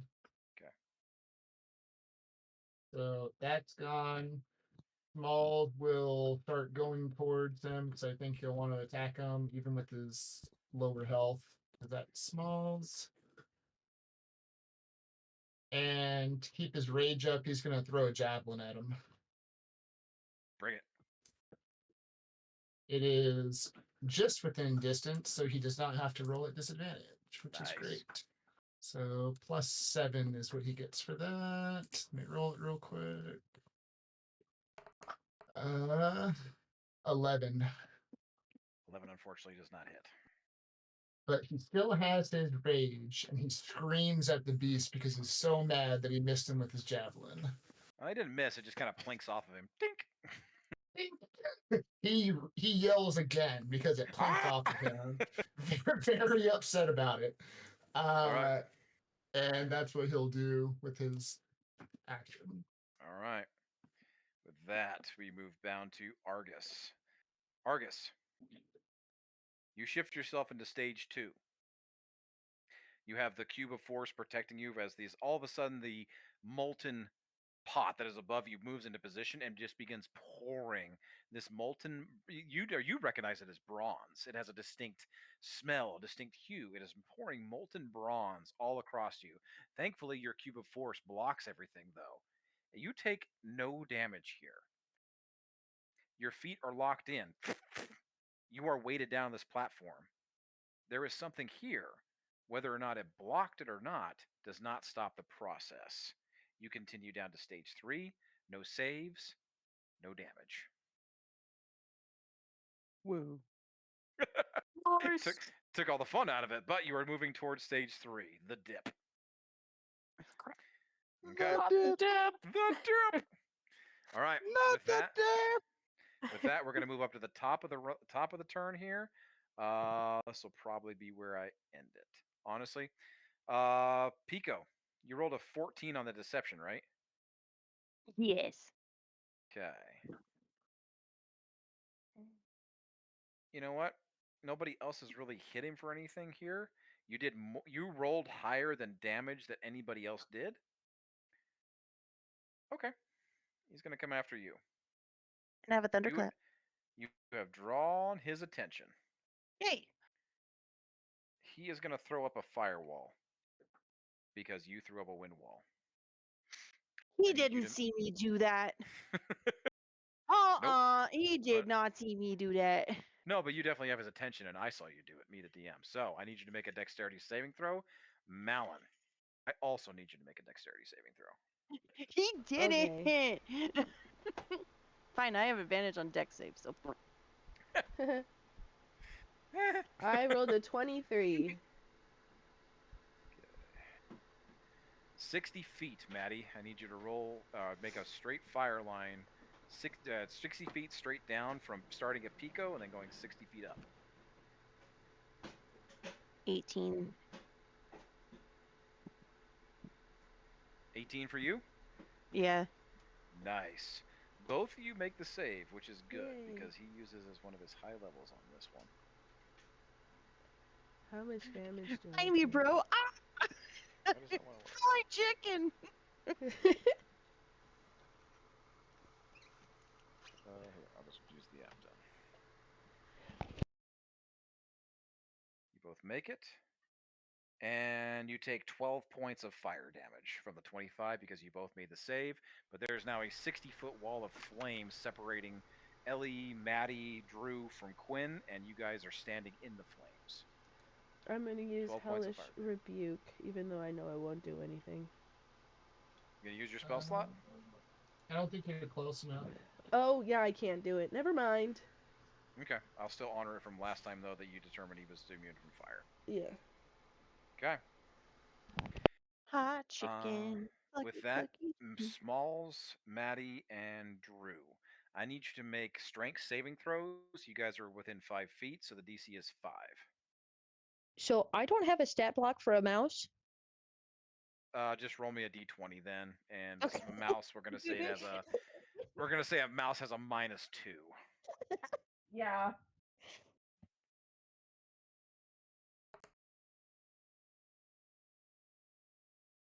So that's a 1. I'm sorry. Oh man. Maddie got a 10, Small got a 20. They both pass. Smalls, Maddie, all of a sudden the counterweight comes smacking down, and the pure force that comes off of this Are thing you a mouse? attempts to push you guys off your feet. You get the impression that Close. if you were standing even It's 5 not feet you, closer to it's this, just your mouth forms, hey, so mute you- yourself, guys. You would realize that this thing would probably do damage to you, and you can only imagine the amount of damage it will do to you if you are standing under it when it comes down. Drew, on your nat 1, you drop wild shape because you are a mouse. It does enough force to you to send you flying, and I'll knock you back 10 feet, and you lose your wild shape into the fire. But I'm not going to make you take the fire damage.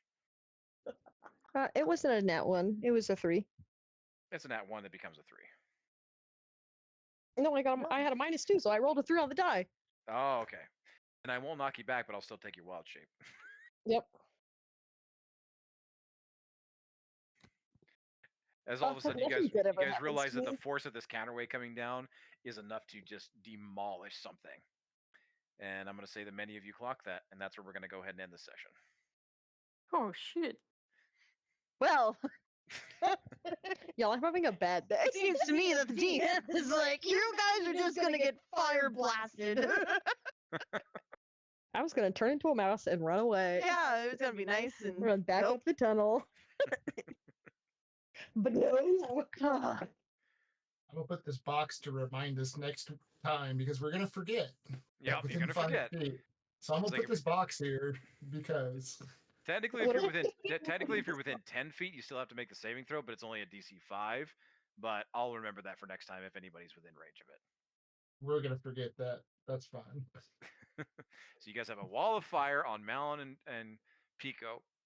Drew has lost his wild shape from the force of the counterweight. Quinn, you are no longer invisible, but you are back in the corner. Argus has proceeded to the second level, he's moving into the third level of the next stage, so 3 of 5, so he's moving right along. And the Tempering Golem is still very much so lumbering towards you guys. We're about to get stomped. And it's not a yes, daddy way at all. Oh my. Pico isn't satisfied because it's not what he wanted. Jesus. Yeah, yes, daddy. Like, I want a yes, daddy moment, not a no, get away from me, Golem moment. don't know how to hear that. Pico's around a corner. Remember, Pico's always watching. Pico picks things up. I'm gonna make a little paper Pico. Make a paper Pico. Look around the corner. I'm gonna put this out. We're gonna reconvene right here. We're gonna pick up the next session right here 2 weeks from now into this battle. You guys have the lumbering. So go ahead and move the Tempering Golem another 20 feet. So, No. Yep, that is his movement. That is his action. Bonus? Did he have anything for bonus? I agree, John. He's so big. No, he's good on bonuses for right now. Wait, why are you doing moves, DM? I'm just using the rest of the Tempering Yeah, Golem. you're- That was the lair action, the Tempering Golem, and we're gonna pick up right there next session with Quinn, Malin, and Pico on deck. Hell yeah. Okay. You guys know the environment. You have the counterweight. Argus is at third stage 3, and you have a wall of flame on the field. So be mindful. How much does the counterweight weigh? Hundreds of tons. Oh, okay. Enough to push people back with just going to the floor in one go. We're gonna I get don't think we squished have if you're underneath. capacity to destroy that with our current limitations and the enemy in front of us. Well, in front of y'all, I'm kind of just chilling in a bubble. Yeah, Argus is just chilling. Argus, you full well know what's happening behind. Like you have an idea of what's happening behind you just from the noise, but you are locked into this position. You have no movement. But I'm not going to say that you doesn't mean you cannot do anything from your position.